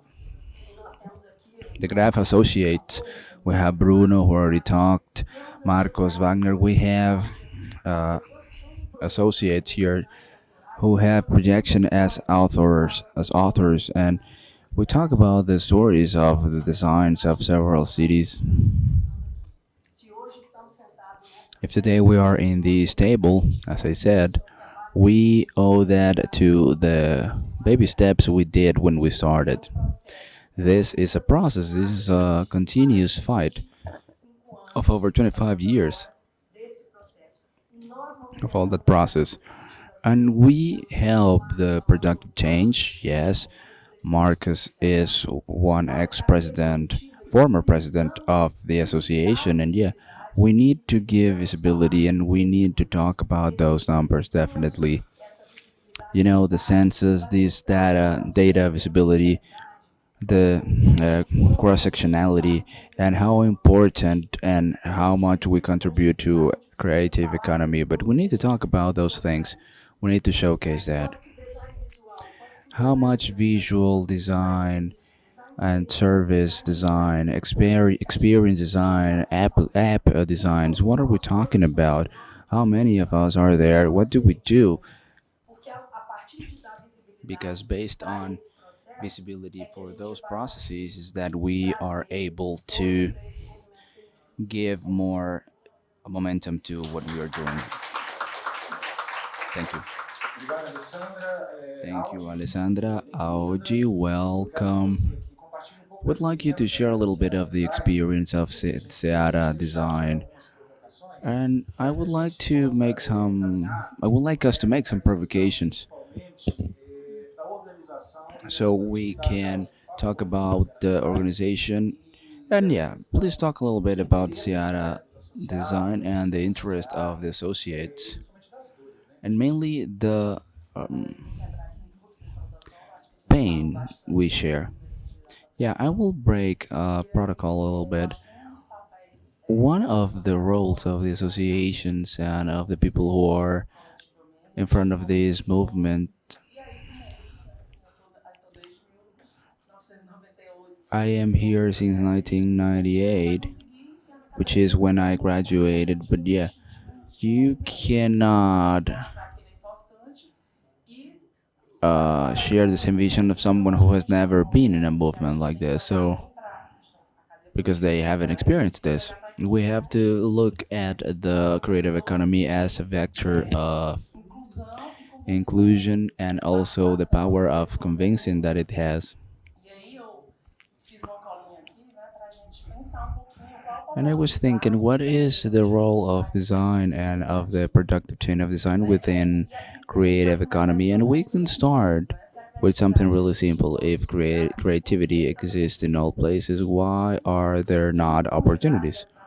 In many communities, the outskirts of the cities, in little municipalities, there are a lot of local knowledges, solutions based on the day-to-day life. So creativity, it was never a problem. The problem is that that creativity does not find ways to become economic opportunities, income, and development. And it is here that design enters the conversation. A lot of people relate design to aesthetics and appearance. I was talking to Claudia, and she said, the MDIC and ALMIC does not know that you exist, that he doesn't know what design is. No, yeah, but we know he doesn't know. We are aware of that. What will we do to make that change? We have to show how these changes can happen. So this is a way, but design is, before anything else, a way to show solutions. It's a way to look at a difficult problem and giving a solution to it. When we apply design, something interesting happens. Ideas become real. Services become simpler to use.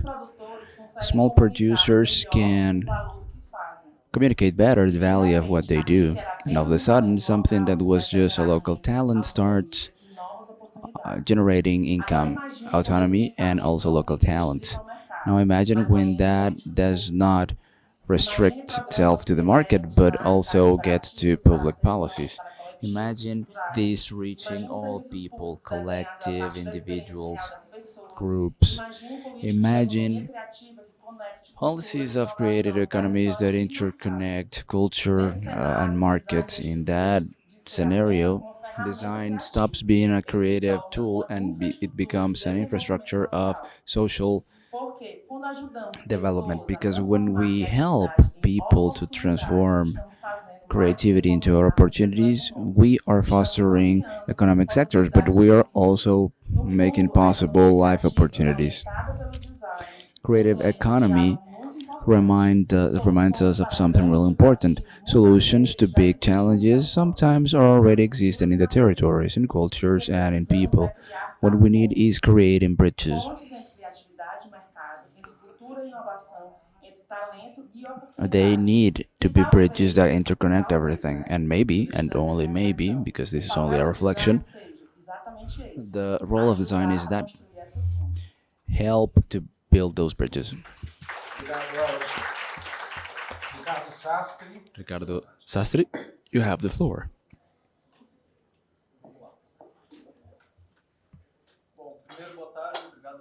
First of all, good afternoon. Thank you for the opportunity. I come from the south of Brazil, Porto Alegre. It's 450 kilometers away from Uruguay. I got here in Brasilia yesterday, and I had 24 hours to understand that diversity, because we are talking about design, but the design we understand in Rio Grande do Sul has some differences from other states. When we go to Sao Paulo, we see a different reality. When we are here, we can realize these differences. And I wanna show a little bit of my perceptions throughout my career, because I have a parallel profession. I'm a scholar and also part of the market. When we are designers, we are multidisciplinary. We take over the model of business of our client to give solutions, and those solutions sometimes are not explicit in the area of design. It can be in engineering, in administration, in philosophy, psychology, etc. So we have that multidisciplinarity as an essence. When I realized I was researching about packaging, and sometimes I found some industries talking about the same topic, even though they had nothing to do with design. And I wonder, why did that happen? Why there are no connections in this? It should be connection. There should be connections here. And I realized that those topics have a union, a link that's really important. We professionals of design, we have big challenges. First challenge, design project. It can oscillate from 0 to 1 million reais or even more. When we are in our graduation, we need portfolios. First requirement that's evaluated is a portfolio, but we don't have regulations, so we have to do our best with what we have. So portfolios. How I develop a portfolio? Well, doing voluntary work, both in the disciplines and in the market. So in that sense, we see that design starts with no tangible value. And when we fit into the market or start in the market, we have the curriculum, the CV. So portfolio and CVs are important for the professional and for designer even more. And there we have a third point, which are the prizes we receive, because the prizes are recognitions from the market that go through a jury, qualified jury, and say if our work is good or not and what we need to improve. In order for me to win prizes, I need to have portfolios, CVs, and also I need income, because the prizes need you to register. And there is a fourth prize or point that I consider to be important, and sometimes it's not taught in the courses of design. And it would be fundamental that we talked about entrepreneurship, because the fourth element is attitude. Because I can win all prizes, I can have an amazing CV and have an magnificent CV, but if I don't know how to price my work, I won't be able to do anything else. That's important, I mean. There are the students that got in touch with the association. They are looking for that help and that guidance, because, as a matter of fact, it is difficult to perform as a designer when we don't have everything well structured.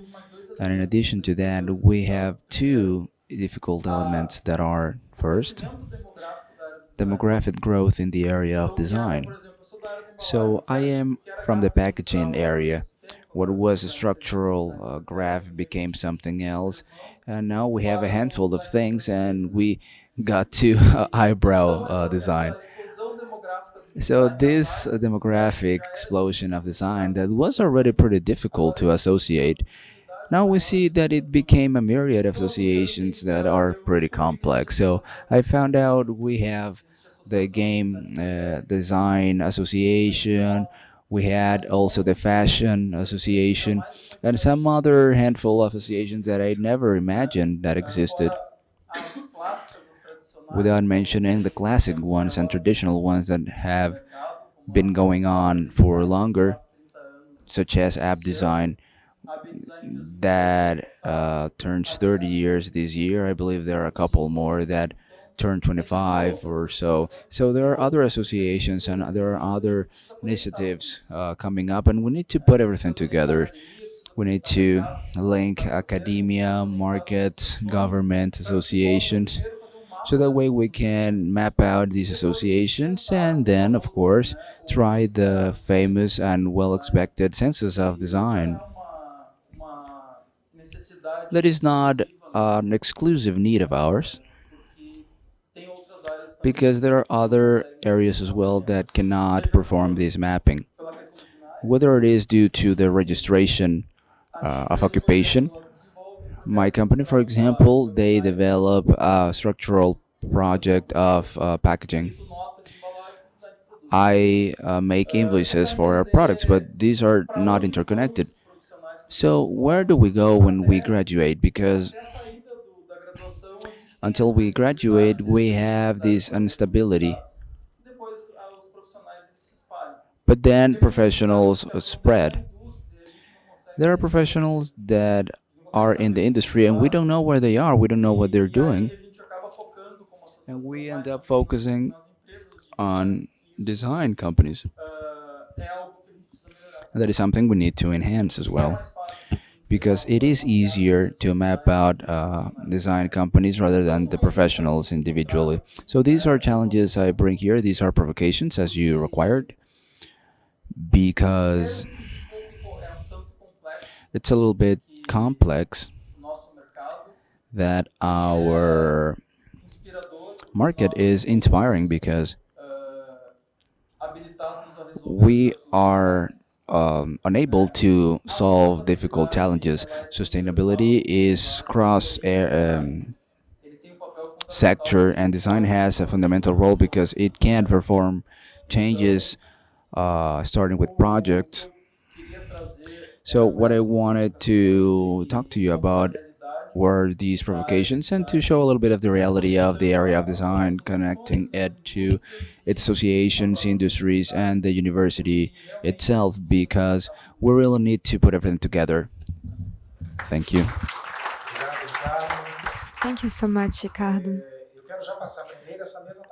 Wow, this is a very quick panel, isn't it, Alessandra? We are very objective here. This is great. And Neida is representing here the Graph, but also ABD, please. Good afternoon, everyone. So I'm part of both of them, ADEGRAF and ABD. One has 25 years, the other one 45 years. The most important part that I see from ABD is it was able to have a professional recognition through the law 13669 from 2016. And now we're struggling so that the law project of 2022 may also become a law, so that we can guarantee that the regulation will involve those who have a higher degree. Because generally, we are regulated, but any other person could also be regulated. But there is a very important detail that when we had this regulation, we are now a part of CREA. And in CREA, we can have this technical responsibility notation. So this means that we can create projects, because we couldn't do this before this regulation. It was the same thing as not being able to sign the projects that we were doing and creating. So I think about these matters of design as a great bridge, a great connector in between societies and governments and academia and civil society.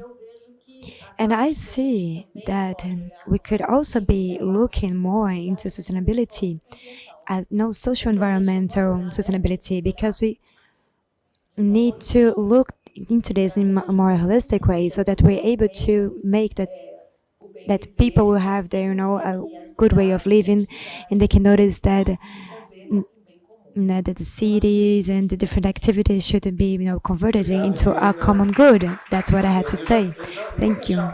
Thank you, Neida. I will leave here some final considerations, because the institution of the Commercial Association is one of the sponsors of this project, and we have a forum as one of the deliveries that we have to make. And as the F Institute, through the Design Council that was created 3 years ago, through an idea that Wagner and we had, of having a collegiate, a different plural collegiate with different people. We have different thoughts in all senses, and with different institutions, or at least representations from all institutions and associations of Brasilia. They are part of the council, but we know that we have 15 or maybe 30 or 20, advisors, and in the end, just a small group, is working towards a specific goal.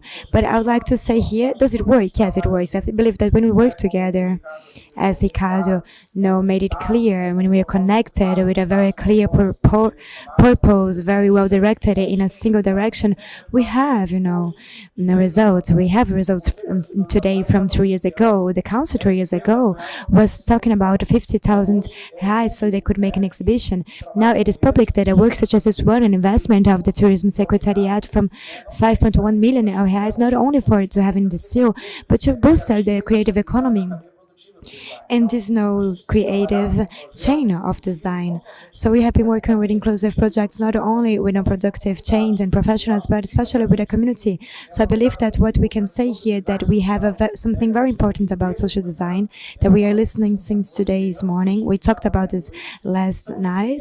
We gave an award to an institution last night, but this is something which is very important for us. What Curitiba, Brasília, and Fortaleza, they have been presenting in these days of the forum is something that I believe that it's there are things that are complementing themselves. They have different experiences because of the territory, but we know that all these differences, they also aggregate value. And I'd like to thank you for this presence. Ricardo has converted his agenda from Brasilia so that he could be here today, and also our partners here, Zeneida, Alessandra. And I believe that we have a very important question here. Is Brazil ready to bring design as seriously as design is taking Brazil seriously? This is a provocation that I would like to leave you here. And just to finish the protocol, I was reminded of an example where design was very important. In the beginning of the floods in Porto Alegre, we from the association, we gathered together because the orientation was those who are able to go to the coast or to other places to leave Porto Alegre because it was a very, a bad space in the moment, and those who could help out, please stay there, and those who couldn't be a bit further so they could wait for things to improve and get better. So we had a meeting to understand how design could be acted quickly in an extreme situation such as that one. And then we had a brainstorm, and we had some very interesting things that have reverberated into entire Brazil, and that were made available. Some projects of beds and furnitures, so that people could create their own objects, because they would need to restructure their lives. And we made this available, and we asked for the entire community to spread out these PDFs and documents, and it worked out very good. We had a great repercussion. It helped a lot. People from outside who couldn't do so, they were sending the project. I believe that Professor Cynthia, we also created some mobilization to this. We also created guidelines of how to restructure ourselves and based on benchmarks with other catastrophes. I talked with a representative that is used to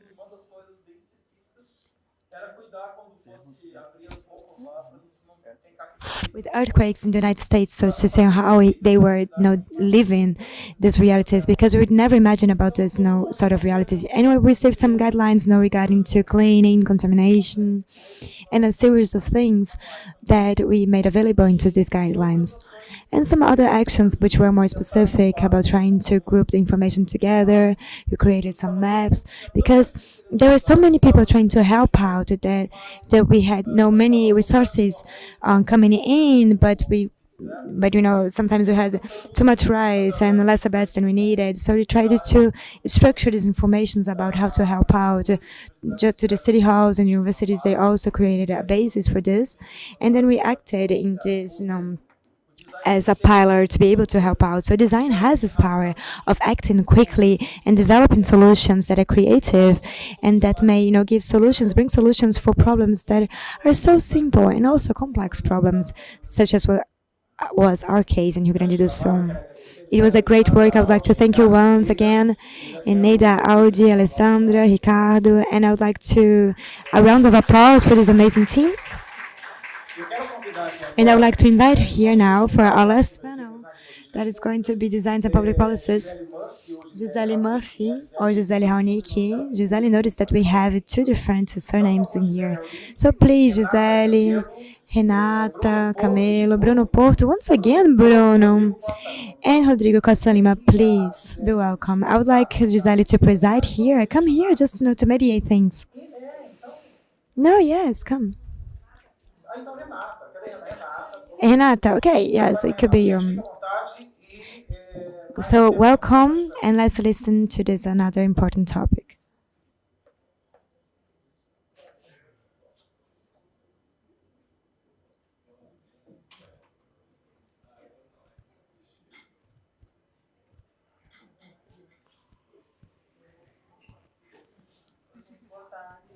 Hello, everyone. Let's try to be very objective so that we can have a greater time for debate. We have accumulated our entire our desire to talk that we had. I'm Renata, the designer. I have been working with public policies for design as a civil society and now as public power. I also was in the City Hall of Recife when I was in the term of Mr. Peixe.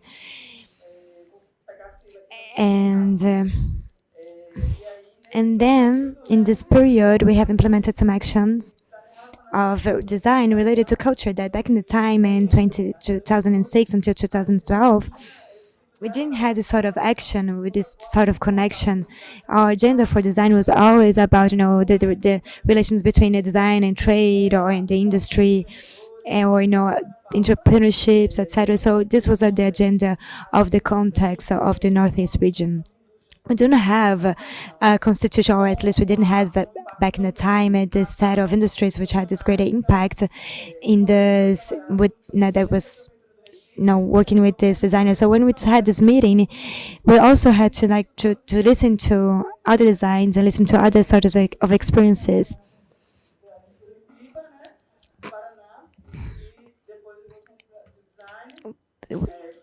And then we also went to Curitiba, we went to Rio de Janeiro, we had a series of design events that were related to Sebrae.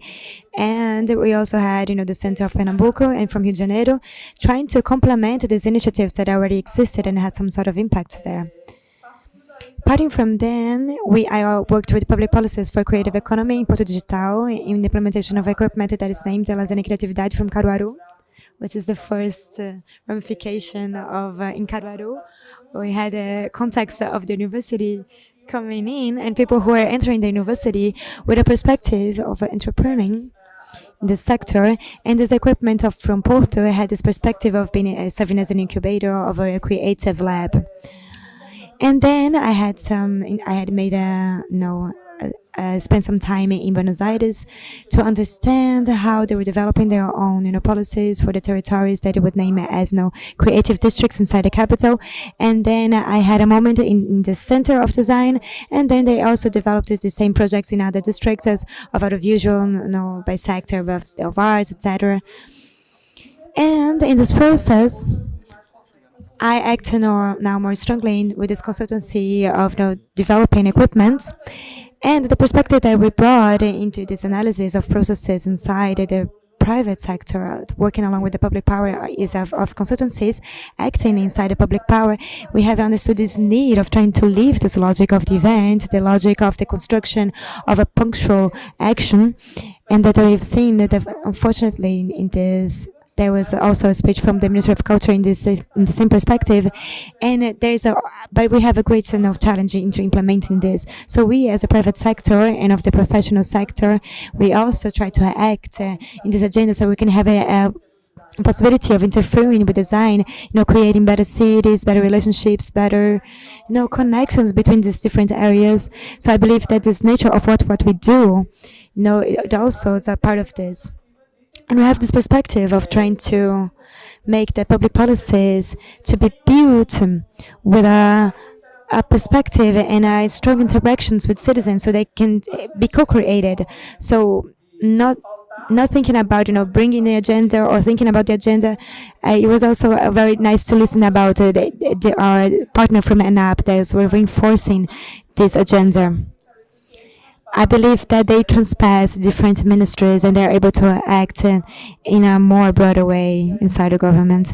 And we have also been acted with some secretaries of economic development. So we see that the development sector has a stronger dialogue and actions which are connected with many different sectors, of economic development, science, technology, and innovation, and even social services, considering the speech that Camila gave us today. If we're thinking about a process, if we participate in a process since the beginning, we are able to collaborate in them, not only in the implementation of projects, but also in the projects, during the projects, and creating these relationships.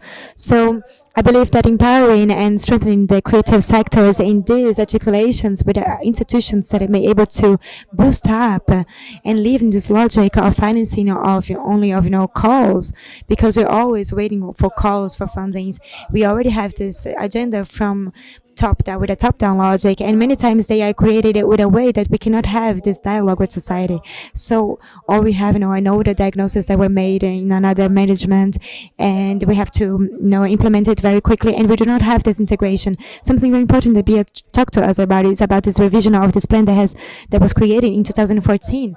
How are we able, from this reflection, from this meeting, which is so powerful with people from the very different sectors of this creative cities of design, to review this document and maybe try to bring this agenda with these public policies, because I know that we have different public workers that are open to this sort of conversation. So we have to organize ourselves to provoke and create these public dialogues in the different regions, because it doesn't matter to create this law and have a consultancy of a specific sector and never listening to the regional peoples in other spaces, because I believe that we need to have a different dialogue with the professionals that are working in the different territories. So we need to understand the needs and the context of the different regions for the public policies.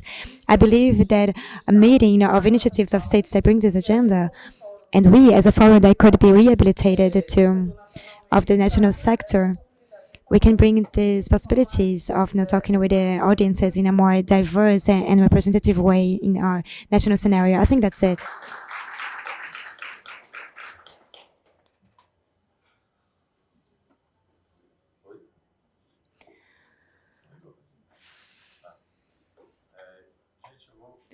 Well, I'm going to talk a little bit about, I'm Rodrigo Costa Lima. I'm in the board of CUIA, the Center of Design from Ceará. And I want to talk about some specific cases that we are performing there along with CUIA. That is this public policy. That is some sort of materialization of a public policy that is happening right now in Ceará. And I'm going to use the slides. We have an alignment of the equipment of the public policy with the state plan of culture. And then we have these three main axes, which are, we have these three ways of acting with researches, with education, and with a program and the distribution of design, but we are aligned with our plan of our state, trying to decentralize resources. We have a commitment of trying to act on 50% of our budget is to be executed inside the states. and to strengthen the creative economy. And then we have some specific actions like our fairies, but also some researches which are guided to develop creative economies. We also have heritage and diversity, trying to value the culture from Ceará, and we try to bring this approach of design that values this culture from Ceará, this relationship with craftsmanship and with traditional knowledge, bringing this perspective of Helena Mobadi, that's bringing a popular design, etc. This is a possible way that we're trying to work with. And we also have a law of culture and childhood. That is another way of trying to bring together design and childhoods not only as protagonists and creative agents that are generators of thought, but also designer that is also thought about thinking about kids, but also co-creating with kids. And it was amazing to listen to Pedro from ENAP. It was actually it made me emotional the way that he brings design to his process. It was very happy to listen to him. So I would like to register that we are very content to listen to him and see this happening. And I would like to highlight 3 experiences that we have performed.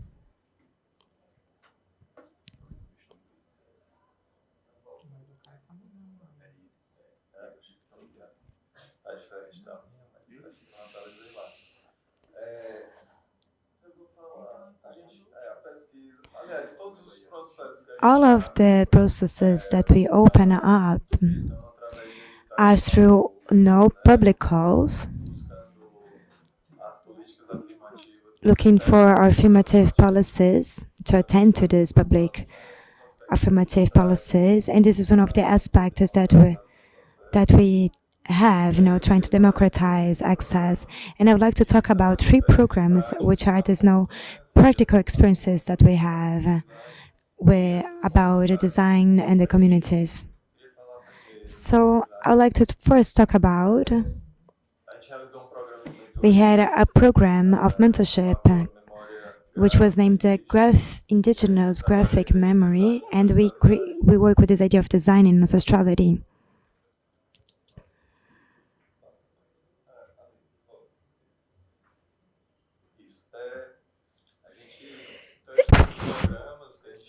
And we also had, we invited an indigenous designers, Rodrigo Tremembé, and we invited him to create a mentorship program so we could work about graphism from Tremembé's communities.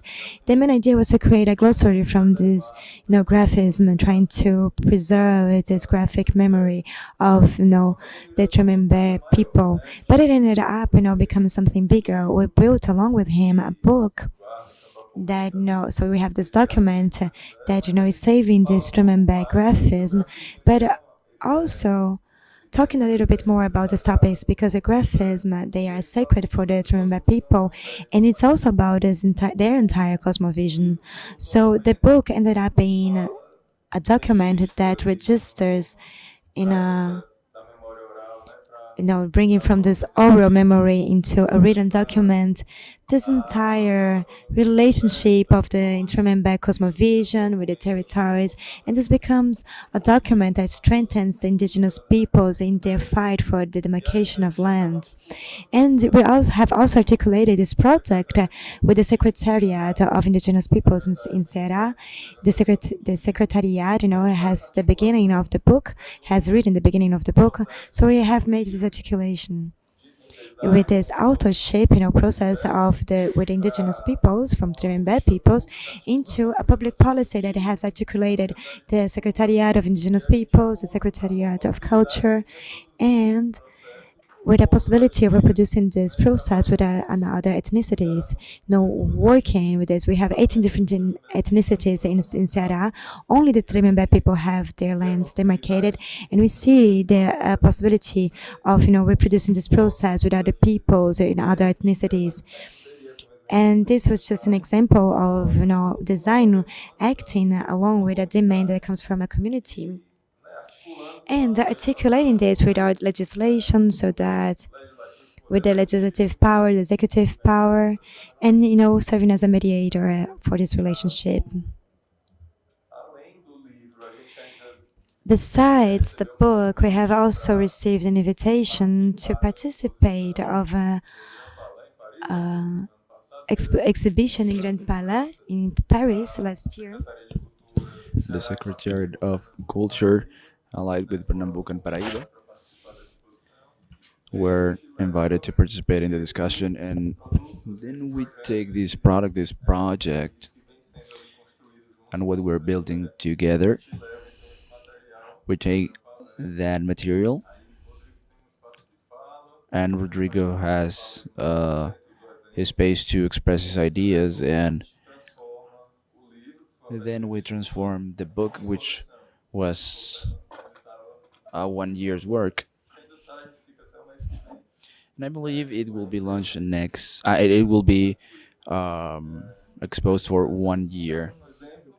So that's just an example of a public policy where design is present alongside the community, bringing the man of this community, not only of it, but of the whole situation of the public peoples.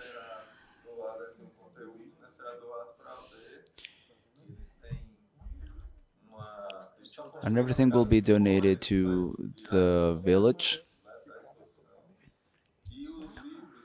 And the books were distributed in the indigenous schools of Ceará. And we will contribute with the libraries, both municipal libraries and state ones.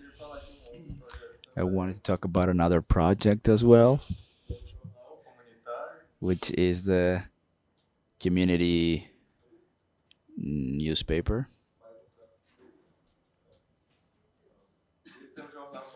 This is a community newspaper or journal that we are in the second edition right now. This is a really poor situation historically.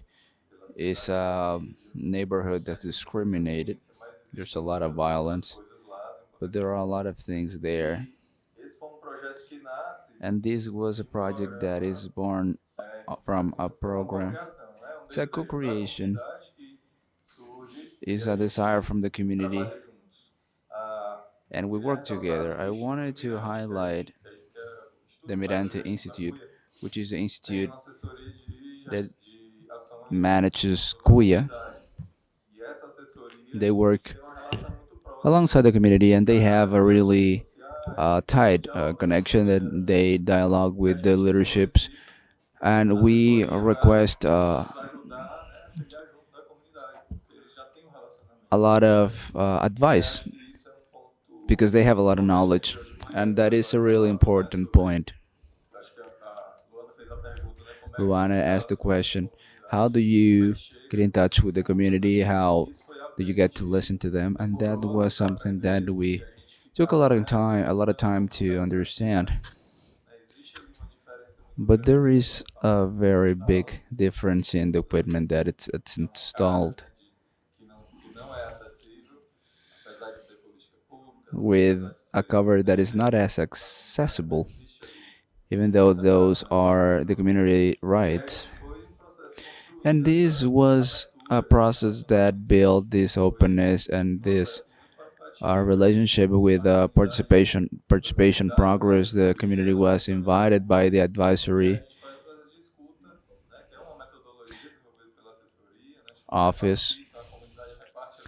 So the community really was able to verbalize and express their desires and projects, and we give them a menu of what we can offer, and jointly we decide that the journal is what was interesting to us. So we create work methodologies, and we have a lot that we have improved.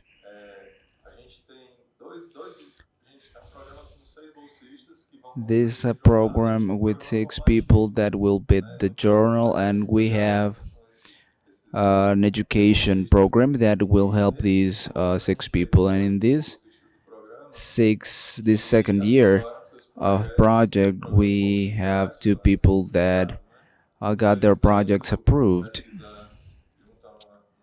One of them is going to a design institute in São Paulo, and another one is going to Barcelona for a project that he registered for. And that shows how the power of a project can give continuity afterwards, because this also gives protagonism to people.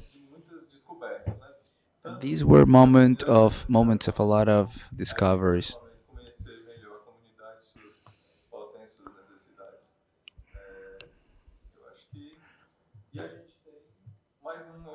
And we have one more program.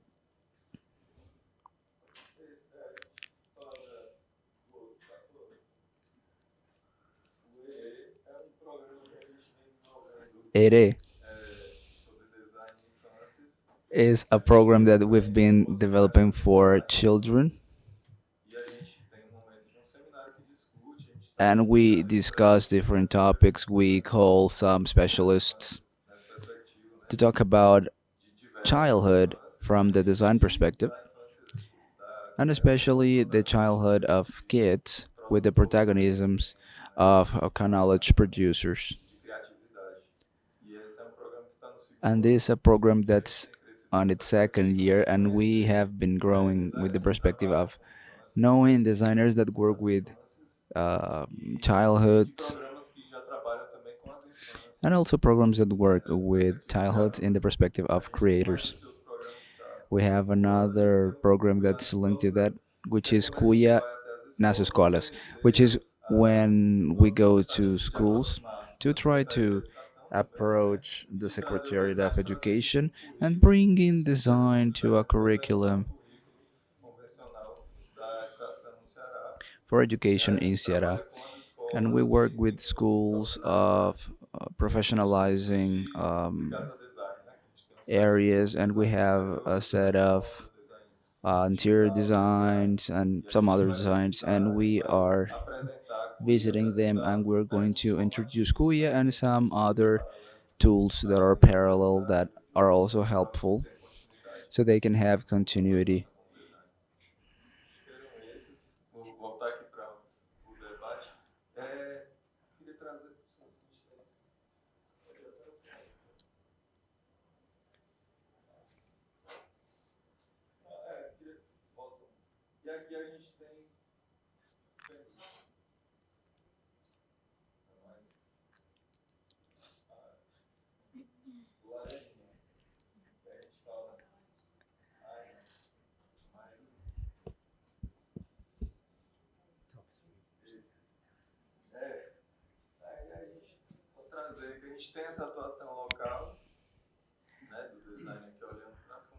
We have this local presence, but we also have an international presence, both through partnerships.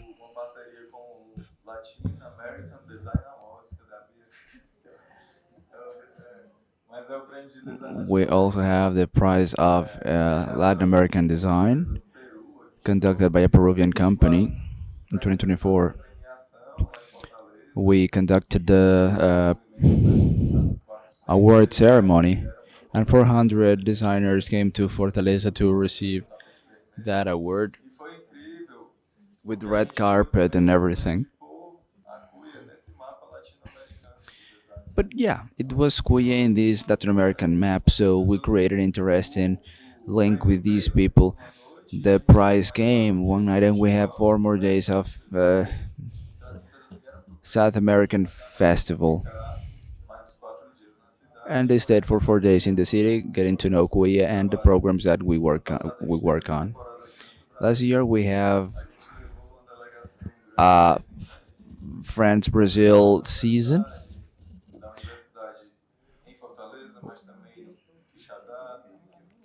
We worked with some professors in the city, and we took them to the city hall. And it was a very important moment of connection. And the university prepared and generated a very important connection.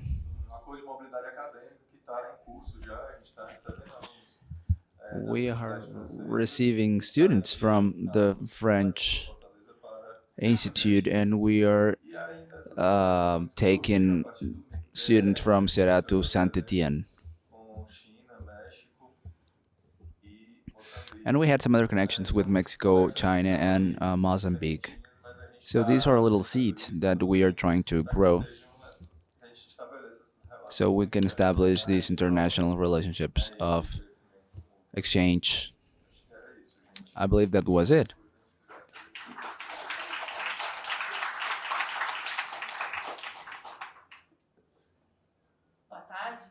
Good afternoon. It's 6:30, but yeah. Thank you for still having energy. I am Gisele Haulik. I work with public policy since 1998. I had the privilege, I was finishing and design in Curitiba, and Jalmi Lerna was building the Perna Design Center, and they called me as an intern, and I had the privilege to get there. And since then, I fell in love because I am in love with public policies. We can spend an afternoon here, and then it can become something really heavy because public policies can become something really powerful. But yeah, it is powerful in the good and bad sense at the same time because you can do a lot of things because someone called you to improve the world. Because public policies is basically getting from point A to point B, a better point, which point in which point B is better than point A. So that is doing public policies. I have a doctorate on based on that principle. There are a lot of dimensions. Everything fits under public policies. You have the national, continental, local, regional, territorial dimension. You have urban acupuncture. Carla even showed us that yesterday. So, interventions of different types and shapes. And as Barroso showed in the morning, this is about creating a plan and implementing it, studying the situation, creating that plan, creating goals and monitor them, and also improve little by little because you're not going to have a quick result. You are not going to have a defined final destination. You will continue to work. So, in my opinion, the best project you could have is a public policy project.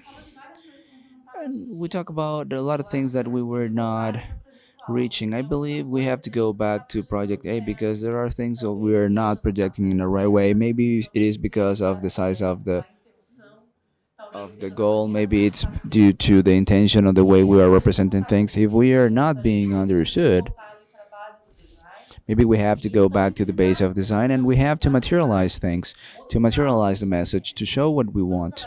When I worked in calcium design, we had projects that were split in 3 years. The first year was a year only to study. The second one, a mapping year, and the third year was a demonstration year. Actually, yeah, the second was mapping and demonstration, and the third one was the implementation and the proposal year. So, yeah, materializing that thing is something that we should not overlook. We could work a little bit more on that. To give examples and to, try to visualize, because I don't know if we are in the same tune.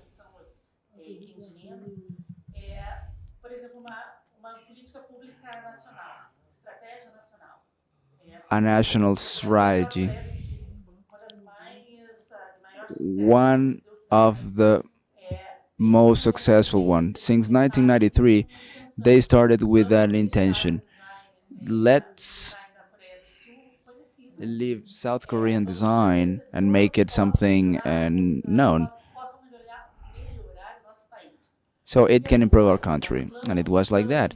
They created a plan split in 5 years. So every 5 years they had a very clear goal and they delivered. We always talk here about those challenges of every 4 years changing our administration. I was surprised when they told me that in South Korea that every 3 years everybody goes out. They changed everyone because that's their way of mining corruption. Because in order to, I mean, I'm not a specialist in corruption, but in order to be corrupt, you need a network of people you trust.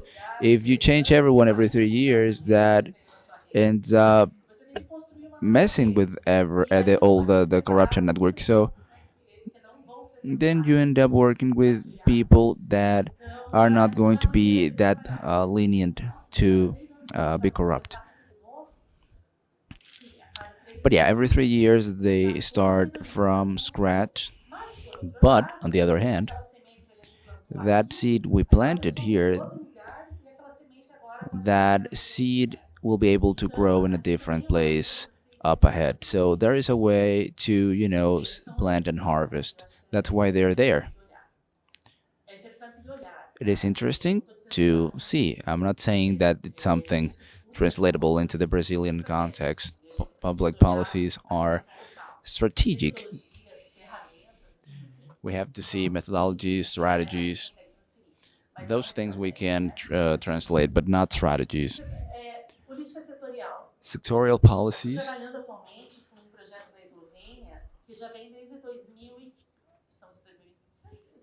I'm working on a project that started in 2015, and this is a project to develop local industries.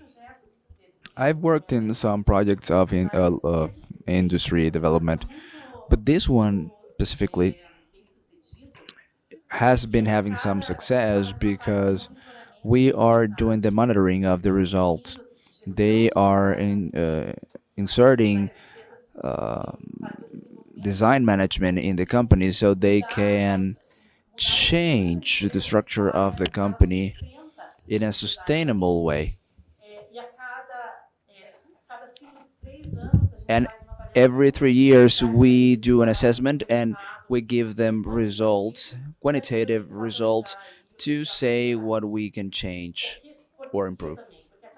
Why? Because every 3 years their cycle of funding finishes. So they need to prove they can start a new cycle. So these are really good challenges because you force yourself to have data to prove your own existence. You are proven or put to the test. Another public policy that was successful was the whole digital transformation of the British government. It was not about improving an app or a tool. No, it was the improvement of the whole system of the government, and that happened in all levels of design, in the fonts, in language communication, apps also. So it was really interesting to see the material of the United Kingdom and the story of digital transformation. And something really specific to showcase that matter of the cities. There was a program called DOT, which was this design of the times, which for 2 years the territory received several design projects, and one of the projects marked me a lot because it was really easy to understand. The design was preparing lunch for the whole city. I mean, it was a British city, so it was a small town, but it was a town, and they had to prepare lunch for everyone, given that everything that was going to be served and all the ingredients needed to have an origin in the town itself. So they had 2 years to prepare that lunch, and it was really interesting to understand. But all the effort that they did left a good legacy for the city, and that was the intention. So just to give you some examples of these policies, and also commenting on something else that we may not be giving lots of attention on public policies is briefing. Sometimes we are inventing briefings, but we had some requests of this. Briefings are no requests from clients. For example, I listened from Andrea today that they need a mapping of the design, a map of the design chain, aggregated chain of design. But she spoke about this very clearly, so we already have a briefing to work on. We also had another briefing from Alice of extreme heat. We cannot knock on her door to request anything for her if we do not give her what she requested of us. So how can we exchange information? It's very important to listen to these briefings, so to be open up and also to deliver them, because this is what will create a relationship. And at least for us now in Curitiba, we are paying a lot of attention trying to listen to what are the briefings. I really have to thank you, Tati. She already left to take her flight. But she was an excellent person, and her participation was amazing because she's a person from the tourism, and she comes here, with a different mindset, because she spoke about different possible doors. I feel that we have different possibilities. What does design need? A briefing. We need to have problems. And then, of course, we have to find a solution on a way of working with this, problems. And last, I would just like to talk about what are the advantages of being part of a network for public policies. What being a part of a network can bring us as benefits when we were talking about public policies? And I'm going to say some things here about my learnings from working as a network, because I worked for 11 years in networks in the European Commission. And the advantages is that you have a movement. You're not by yourself. You learn through benchmarking. I learned lots of things with you. Thank you so much. We're going to take it back with you. We're going to exchange this information. We are already creating some possibilities here. So this benchmarking is very valuable. There's no strength of the voice, and these things about something which was very funny when we were in Europe and we were 20 different countries. When we would go into the meetings and we had in a strategy where everybody had to bring their own policymaker. So everyone had to bring their own policymaker. And when we would showcase our practices, everybody wanted to seem very great to say, or they wanted to seem very bad, and no one wants to be average, because if you're average, then we leave the meeting like, okay, great, just continue doing what you're doing. But if you're a very good person, people would say, wow, you cannot lose this position, please continue. What do you need to keep this up? And if we're very bad, you were like, oh no, we cannot be ashamed, we have to do something for next year. So there's this advantage of working as a group, that you can position yourself and you can you can show why do you need to have a specific action or support. And there are many other things that we can work alone, just to be able to knock on a door, not as an individual or in a specific city, but you actually a network. This is also changes completely your game. You have a better game.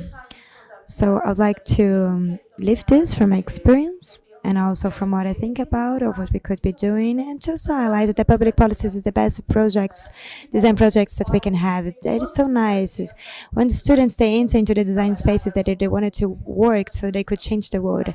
And we are in this position right now. So let's not make that the ways of the legislative policies, sometimes articulation policies bring us down, because what we know to do very well, which is to bring into practice, make it tangible and represent ideas, it's just us that we're the only ones able to do this. There's not another space in here that will be able to do this better than we do. So let's do what we can do best, and I believe that the other results will come from this. Thank you.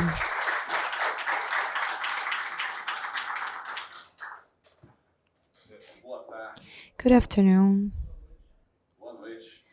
Or good evening. Yes, no, I understood your indirect. Alessandra spoke earlier about the responsibility that it is for an association or for those who are at the head of the association to take care of this, but then the responsibility of being the last person to speak in a panel such as this one, with people, which this sort of qualifications, it's crazy. And we are the last panel, even though that we're going to have this debate or conversations. So I tried to summarize some things in here. And I understood that I did introduce myself formally in the previous session of today's mornings that happened at university at the forum.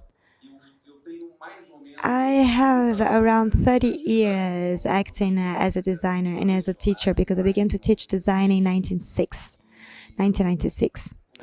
And then I worked a little bit before this. I'm from the InDesign, generation. And in this time, more or less 15 of these years, I was outside from Brazil. I was acting in other places, living in the United States. I spent 6 years in China, 5 years in the Netherlands. And I've been living for 3 now in Canada. And I like these cases that Gisele talks about it, and that she spoke quite quickly, but they are amazing, about these public policies of other countries. And the Korea examples is amazing because somehow I was a fruit or a victim of one of these strategies from China.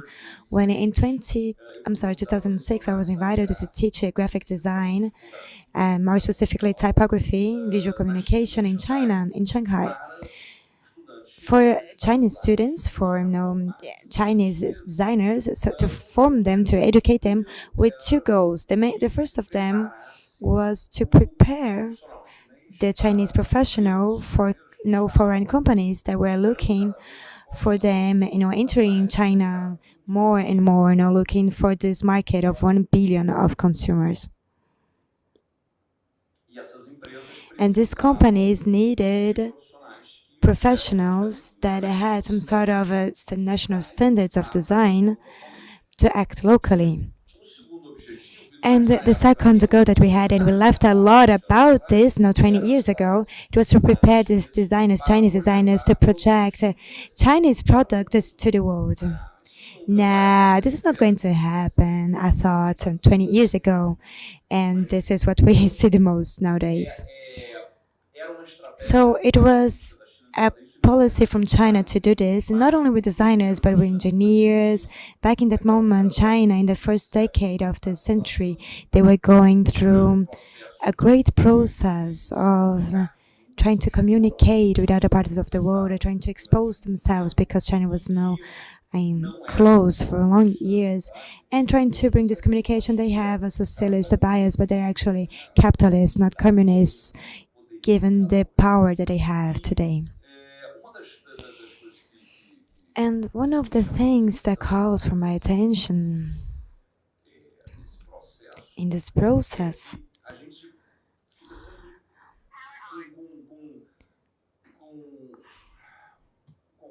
is that we already have like this complex of inferiority that we do not have. We're not able to say there are figures about the design here, which is partially true, but Brazil's GDP and the participation of this creative sector in the GDP is around 3% from what we have mapped. And design is in this 3%. This is a logic about this intersectionality of design in the entire creative economy, in all fields of creative economy. They give us the right to say that, yes, we have 3% of no importance of the GDP. We are in there. We have this.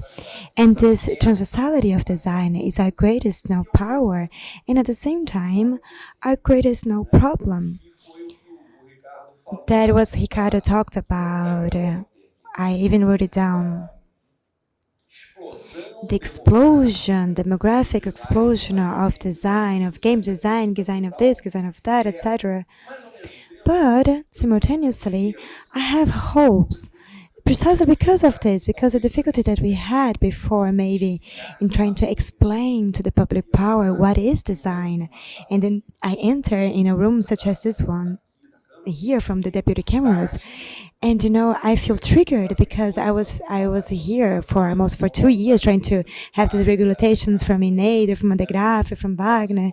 We participated here, and the difficulties that we had here to trying to explain to the public power what design was, I think that is dissipating itself, specifically because of this demographic explosion, because in the world things are stopped being separated by boxes. So somehow this gives me hope that we will be able to increase this dialogue with them. And in these countries where I have lived and worked in, and where I had some sort of participations. I was a coordinator for 8 years for the biennial of the Brazilian chapter of the Latin American Typography Biennial that we brought 3 times to Brasília. I went many times to Venezuela, went sometimes to Mexico, and somehow this creates this comprehension that other countries, they have other contexts of public power and the relationship with design. And so some of the experiences that you are talking about today, that you are posing, they are amazing. And we have to discover. And then here are some of my provocations. I wrote it down as 2, which is, how could the design could be the bridge between some other sectors and the public sectors, and how can we create permanent channels of listening in between the sectors? So in today's speech at the university, I talked about an experience of the creative ecosystem that we had from Toronto in Canada, where I have been living the last years, and always trying to bring some examples of subsidies, of fomentation, grants of the industry, or capacity building, or of this labor force. But that is not very different, except about the continuity of it, because it has been implemented in a more broader way. But it's not different from the experiences that Rodrigo talked about as from Sebrae, about these capacity buildings that you do in Fortaleza. And we can notice this, in a more, stronger way. This is not different from the subsidies that Apex gave for the Brazilian design for a long time, when they were helping out in the descriptions of design Brazilian projects in international festivals, international awards of design, so that we could be more known in foreign lands. And this made that Brazil was one of the 10 biggest countries winning awards for the first 2 decades of the century. I'm not sure how things are nowadays, but we continue. And one of the legacies that we have, and Abram talked about this yesterday in a presentation, so we have more and more of this Brazilian design being seen in foreign lands, because one of the consequences, and I have mentioned this in my speech at the university, is that because you have Brazilian projects that are in the competitions, that are part of the game, you need the Brazilian designers to judge this. So in the last 10 years, every edition of IFE has at least 2 Brazilian designers in their jury. And somehow this is also fruit of a public policy from Apex that is sort of private, sort of public, but it works out. One of our troubles with the public power is how can we explain to society that as designers we can also make society safer, cheaper, safer in the same way that other professions, and I'm not exaggerating, it's just like physicians, engineers, architects, because if you can avoid losing lives, or the example of the products that the Rio Grande do Sul have developed, and even with the pandemics, you have a development of projects that are about design, but thinking about, the different contexts and situations. So we bring this to society, and we can make society, safer, cheaper, have less costs. And at the same time, we enrichen it, because we cannot deny, for example, in Carnival, or thinking about concerts, or Brazilian cinema, the presence of design is completely integrated into these manifestations. When I was speaking at the radio, we were talking about these issues. Here in Brasília, we filmed a scene from The Secret Agent, Agente Secreto, and it's precisely the scene of the public phone, which is in the building at Morro Vermelho, and then it became this great symbol. The public phone became a symbol of the movie. If you go into the NEOM website, they are selling miniatures of the public phones, which is a Brazilian public project design project. I'm sorry. So we cannot deny, and the public power cannot deny, the relevance that design has. What we need to do, according to my notes, is to build these permanent channels to be listened, and they should be, and that they do not change with every government. In this sense, China doesn't have a lot of problems. The government doesn't. The government changes. No. They have a project that will last for 10 years. So this is a project that we're going to bring these people here. We're going to learn with them, and then we're going to begin to create troubles for them to stay here, because we don't want them to stay here. No. Or I'm exaggerating. No, I love China, actually. So we need to create this channel, these permanent channels. And some other aspects is about, agriculture, infrastructure. Urban infrastructure is innovation, science, technology, entrepreneurship, education. Well, thank you very, very much. Well, everyone, I invite you to stay a little bit there. Let's continue for 10 more minutes, and I would like to invite Ruth, if she can stay, or if she can go to the table. Or you can stay to place, or you can go to the panel, as whatever you feel most comfortable with. But I would like to open up for questions and participations. I would like to ask you for the panel, so please be welcome. No, is this working?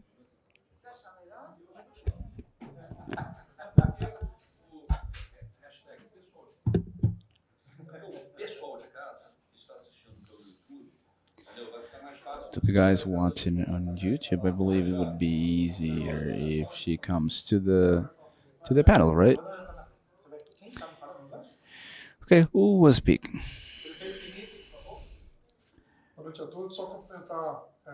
Good evening, everyone. I would like to say hi to everyone. I was intently listening. I had to charge my phone, that's why I left for a while, but yeah, I was listening to you guys. I am the mayor of municipality of Rio Claro in Minas Gerais. And a concern I have is that, everything we build needs to be beautiful, efficient, and technological. And that defines what you were saying throughout today. And I just wanted to congratulate you. I believe the time that you dedicate for such estimated professions such as yours, it is important to bring this to discussion. And the people who actually will make decisions and will make more decisions and will have a big impact in society, they need to have a perspective of the importance to do things with design, whether it is a product or a square or anything else. And I believe that everybody knows the theory of intelligent design that explains God's existence for some theologists. Sometimes, let's say you see a watch on the floor while you're on a walk, and you would assume that that was done by a smart being. And when we talk about the universe and our existence and galaxies and planets is much more complex than a watch, then we presume that that design has a creator. And the creator of material things are it's you guys. So I just wanted to make that analogy to a message that maybe would confirm to some God's existence. You are doing really well, so congratulations, because you make the world more efficient with less the use of less resources and a better world. Thank you. Thank you, Major. Thank you, Mayor. Anyone else? I wanted to make a suggestion. Hello, can you hear me? I am Ney Bastos. I am graduated in tourism and also in creative economy. I am part of the Chamber of Tourism and Creative Economy of Brasilia. Recently, I was um, being trained by different institutions, which was creation of community creation, and I participated in several different associations of classes in my career. And I see that now sometimes you see, I don't know, New Bank has 5 communities, Zami has communities, Globo, etc. And then I looked into it, and there is a very interesting methodology that helps us go together with common intention, but with methodology, of course, to gather efforts and challenges and everything else. In Instagram, you can find the profile as Somos Común, Común with 2 M's. You will see Sonia Barros there, and I was impressed to see how I recycled my way of thinking in the group with different energies, with different thoughts, but with a common intention, and the premise is it's there. If you go to that profile, you will see that. So I just wanted to say that, yeah, we need to articulate that in the best way possible with the structure, and that will bring more results.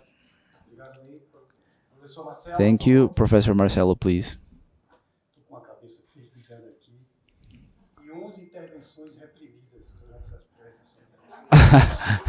I I've been keeping myself from intervening throughout the day, but yeah, I'm going to make a provocation then. It has to do with the problem of that need of creating a new generation of designers and educators that can be better prepared for that situation. Of that situation of not recognition of the profession, which is using public policies that already exist that are not being used to solve the design problem, but you can explore other solutions. Let's say we have an integrating project to fulfill the mission of UNESCO and ABCC to create a new generation of designers and using the law of the learner or menor aprendiz to conduct cultural education and professional education from 14 years old up to 20, 21 years old, associating that education to the experience of creation and production on the field with companies that have all the legal support to hire those youngsters. In a generation of 4 years, you can create a whole army of designers prepared for those challenges. And based on that generation, maybe we can find supporters of all of us, all designers, and we can raise awareness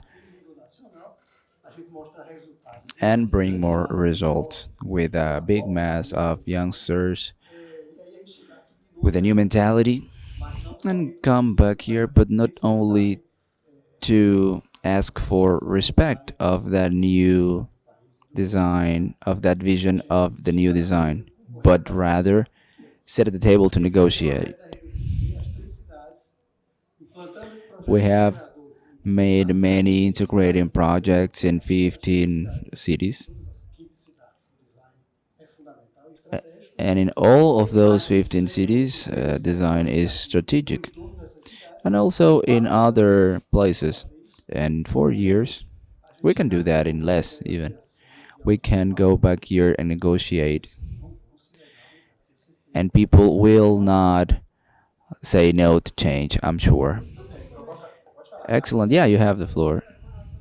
Yeah, regarding that and also the previous intervention,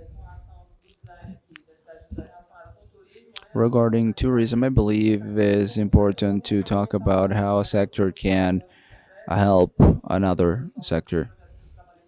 I worked in a project in tourism, and basically it's a project of shared bicycles.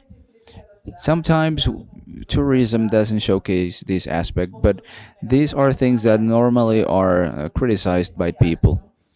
I'm not trying to sugarcoat anything, but we show this city that usually are not being as well portrayed, and we show these contradictions. And this is something that is important to show because people are not being able to work in that sense. So sometimes we're trying to create.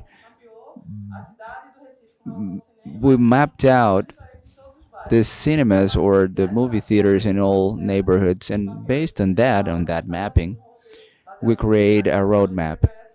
And now with a new roadmap, we created a project that go through the movie theaters of the city. And they went after the groups of Piton Beta and they sold a lot of t-shirts. And they gather a lot of money only by the sale of these shirts. So we thought of several actions that we might offer in this perspective of dialogue with other sectors, especially in tourism. So, for example, in Arte, we are mapping out territories and initiatives that go after what we sell on the fairs. We have architects, we have craftsmen that sell their products, and this helps to maintain the stay of tourists. In the past, it was different.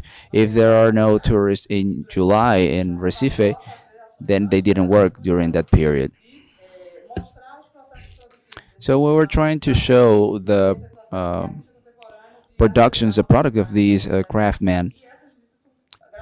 And these visits are free and they are offered not only in Recife but also in other cities of the state. So this is a way of diversifying the process and educating everyone because this brings more value to those people. So I believe this is important because it brings more value to that process.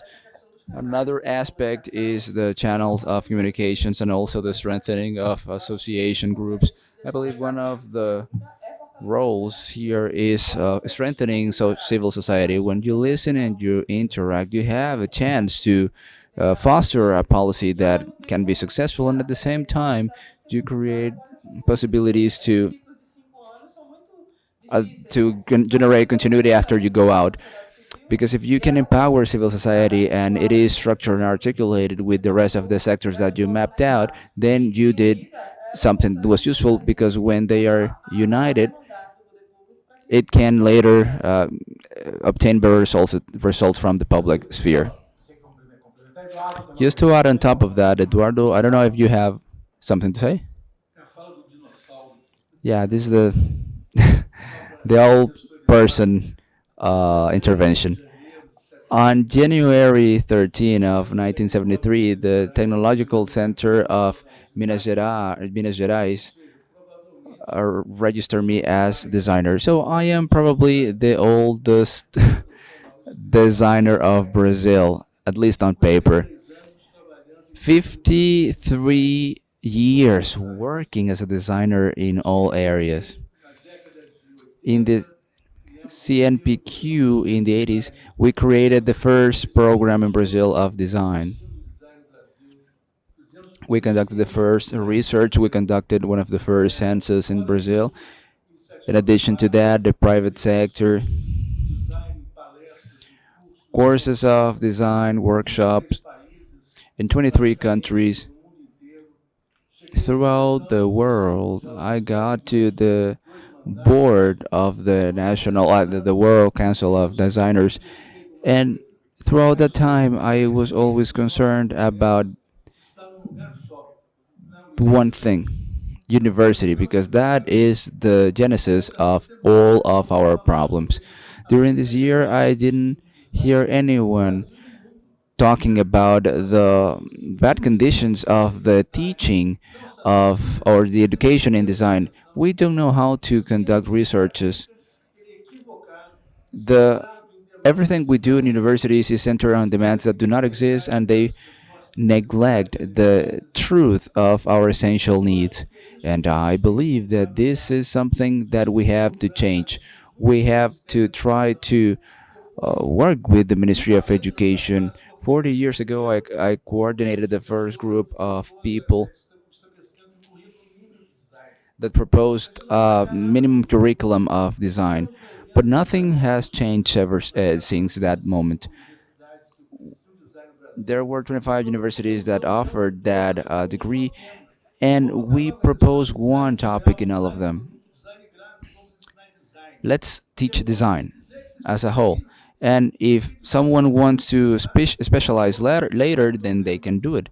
But design is one thing, the rest is technology, the rest is techniques. The difference of a design of a product and design of interior design and everything, the difference is the technologies they use. It's the technical process, not the concept, not the thought process. So if we do not have today a comprehension of society through design, default relies on the university.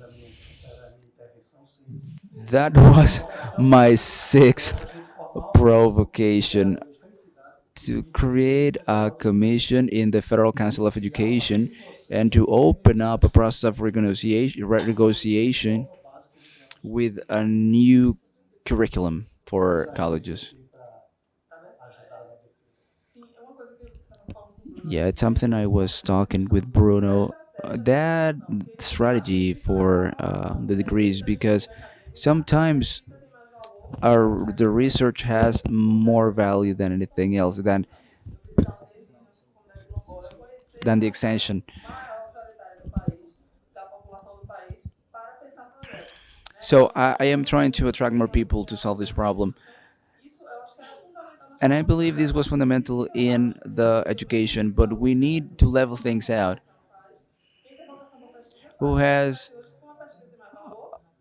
Who is better at doing one thing than other, because we need to classify people based on that. So I believe that this extension can serve the more immediate problems of society, and research is a long-term solution.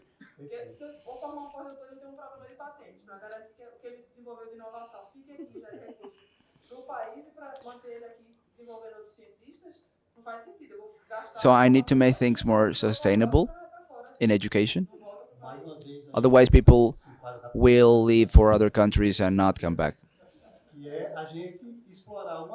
Yeah, we need to exploit better public policies that already exist, a different one that is not Jovem Aprendiz, which is the creation of curricula in the extensions.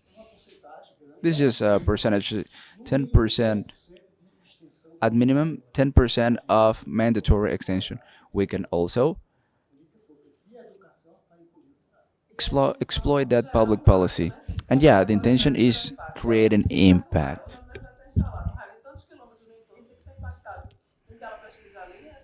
Yeah, it has to generate impact in that specific place or region.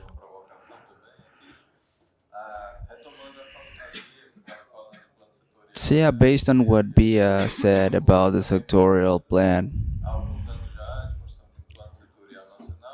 we have some years of the construction of a national plan, and what we wanted to do is to take that from the regional sphere to the municipal sphere.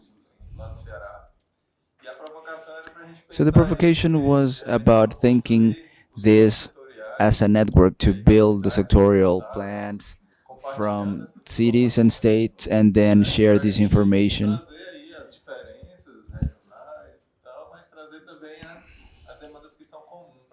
to find the common demands that we have. I believe that that can empower a little bit more so we can understand our ideas in a better way and document everything so everything can be maintained as a state policy. I wanted to give the floor to Ruth. I just shared in our group the draft of the manifest because I don't want to lose anything we talked about. So that draft is really important and I want your help. We are not going to sign it today, but in 2 weeks we will share in our group, both here and in our group, to have the biggest amount of signatures in a very summarized way, so we do not miss on any of the actions that we've talked about, because then we can go to an PM tour and we can create more articulations. But I just wanted to say that so we can wrap it up. I have a very brief speech. I listened to everything since the beginning, and I think that we should not be limiting these actions. And this idea, these actions which are indicated in the sectorial plans to the creative cities, I believe that we also have the mission of bringing together, aggregating all the creative cities of design and thinking about design in elevating the quality and importance of Brazilian design as a whole. So, listen to all of this. The creative cities, the three creative cities, I am very envy, I really envy. I believe that we also need to expand this. And it would be very interesting that these three cities could also now help out with this discussion, so we could aggregate more people. I'm available, to move around things, but we know that São Paulo is not very organized. It's much more organized in the private sectors and with industry, etc., than with associations or design associations. They are all dismantled. Well, in the southern region as a whole, I believe that this has been happening. So I would like to congratulate you, these three cities. I believe that they are amazing, this work that's being done. And I think that is important for us to try to expand this work. And just to complement here Ruth's speech, I believe that this movement comes from that WhatsApp group after the Conference of Culture that you have organized along with Fernanda Yes, with Fernanda, we were also there with Bia, etc. And I believe that we can't part from this. No matters about territory. We have a northern group that we begin to articulate from the northeastern, brand. This is a collective, not an association, but we have members of all states there. And I believe that from the regional part, we are able to create this network, living in this, from cities to states to regions, and then transform. In the first moment, we can bring together people there, they want to be here in this moment. And from the moment that this movement becomes more consistent, we're able to create this network in a more efficient way. But I believe that we already have many, actions in different regions that. Because we already have, the south, northeastern, and middle, regions. We also have to talk with the north regions. Some states have more representation inside this group from the northeastern region, and some less. Ceará is one which has the greatest amount of members, and it's also almost the same numbers of Salvador. Salvador and Ceará are those which have no more members in our group. We believe that because of this movement with no associations of the centers of design, we're able to aggregate more people, even if they're not associated into this group. But I believe that is what you talk about. We have to bring these people together to this movement, and the network, as Bia mentioned, to be established in a more efficient way. And I forgot your name. I'm so sorry, Gisele. I'm very tired. I'm so sorry. We should monitor this to establish some minimal methodologies and goals to understand what we need to reach, because in the sectorial plan of the state of Ceará, the national document is one of the references. We have 3 documents as our references. We are analyzing them and trying to understand them, know what's strong in it, what's weak in it, so that we can create from the demands of a territory with this work that has already been created. We are not creating a sectorial plan from zero. We are getting some references and investigating our territories and our local demands. I'd also like to just comment something. It's nice that you mentioned our WhatsApp group, which is the forum that has around 200 people. I'm not sure exactly how many people they are present there, because we wanted to talk about the circumstances in which they were created. We knew in the last moments that we had a meeting in São Paulo to choose who would be our representative in the council. And there are many people that have participated in the entire process. In 2004, they were part of the collegiate, like Fernanda.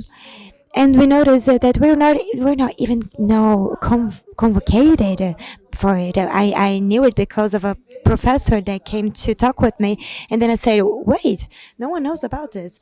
So, as was mentioned before, there was an election process which has some troublings, in which we had some boycotts. And from this moment on, we gathered together and we decided that this voting process was sort of weird. It had to be presential online. We saw the number of votes. It was a bit weird when it comes to in this voting process. And when we saw, it was like this dude that was working at the IBM, and he didn't even understand what public policy was, or the National Council. He didn't know anything, but he wanted to become more evident, and what we can think is that probably the office must have brought him there, and etc. I'm talking about these things that might not be so ethical, but I think that's important to say things. I think it's important to say names. Yes, I want the names. Yeah, you said a dude. Yeah, in the end he came. Oh, and then we had a meeting. No. And what happened? I called Fernanda and we said, we're going to begin to create this mobilization through WhatsApp. And then I opened up this group, and then people were coming in, and then we convoked Minister of Culture to have a meeting. And then this meeting, There was a professor, Monica Moura, from São Paulo, that has also organized some students. And then we had this meeting. In our meeting, I had already 200 people. But wait, you're talking about some very serious things. So wait. So in that moment, we were able to have this connection with Mink, and then we ended up improving this network in that WhatsApp group. All of these people that were in that reunion and Mink, they entered in the WhatsApp group, and then it ended up as almost being as a forum. It was the WhatsApp groups of the excluded ones. So in the end, we don't have a representation. We do not have a representation in the council, and we still don't have it. And we need to articulate for that. But not Fernanda, neither we cannot be in front of this. And we have some other commitments, no professional needs, Fernanda. So we need to organize ourselves. But I believe that being convocated, it's also as a stimulus, so that an event such as this one can happen. I'm now the part of the Creative Cities. I believe that other people should also be here, just like there's some people from Sebrae in São Paulo that were very interested in this event. So I believe that we can, improve and grow this entire movement, and this is very important. Well, I have to close up now, and I would like to thank you for your collaboration. This discussion will finish in the Secretariat of Tourism, Friday.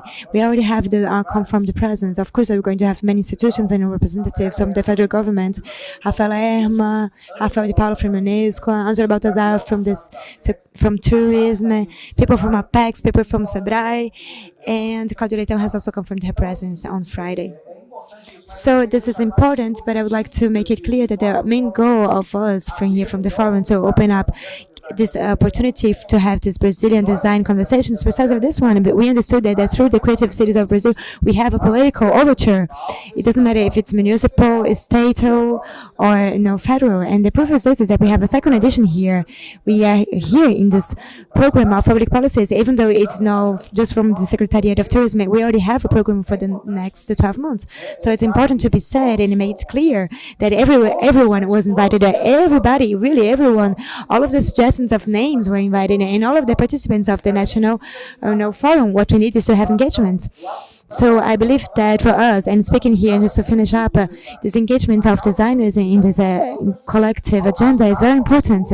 We need to think about better projects, and everything that we talked about in here is to strengthen collective institutions, is to strengthen what Renata said, to organize, different civil organizations and from civil society. And we are these, organizations, and this is what we want. So once we're there, we have this mapping of local and national designs that we're already working on. I even talked about this. Let's try to work this in the next conversation with the Secretariat. And the Tourism Secretariat has nothing to do with this, but they also have something to do with this. Oh, why do I have to do this? No, just I'm giving this proposal that you should be doing this. It doesn't matter if it's a tourism or of economical development. It doesn't matter. We need to be present in all secretariats, and we have to enter all open doors that are possible. And Ruth, you as a commander of the group of farmers, I expect you to help us out. And I would like to thank you so much, because I would like to repeat this moving around here, of being here today, has to do with us having met. Marcos went to São Paulo. He invited me for coffee. We began to chat a little bit. And then I'm here today being super provocated. So thank you so much. Thank you for this panel. Thanks everyone who participated. I'd also like to, I'm not going to, we don't have a mandatory dinner. I'm just going to give you some suggestion. But tomorrow morning, we will be at the Catholic University of Taguatinga. We need to be at our bus at 8 a.m. Rosangela is going to suggest a place to have dinner. And I would just like to...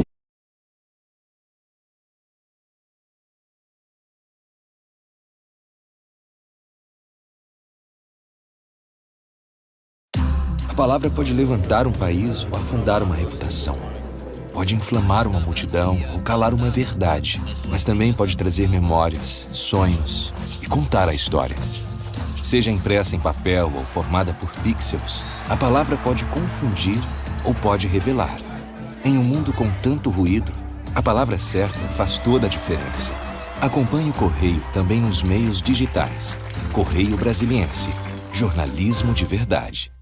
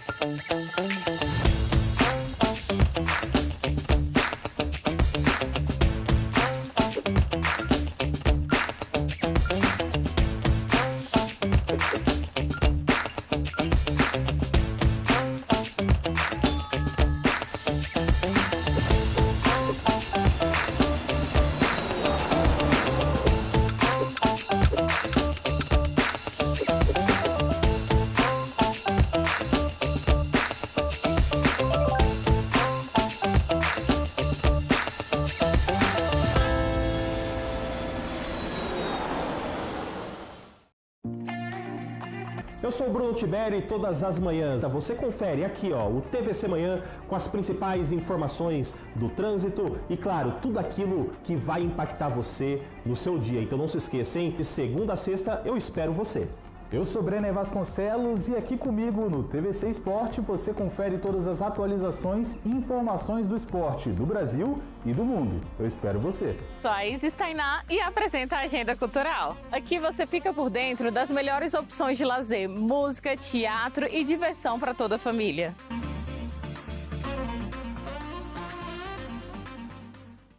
Alguns dos maiores nomes e personalidades do design brasileiro estarão em Brasília para uma série de encontros, palestras e debates, nos dias 10 a 13 de março, no II Fórum Cidades Criativas do Design. O objetivo é discutir o papel do design como uma poderosa ferramenta de inovação, desenvolvimento e transformação social.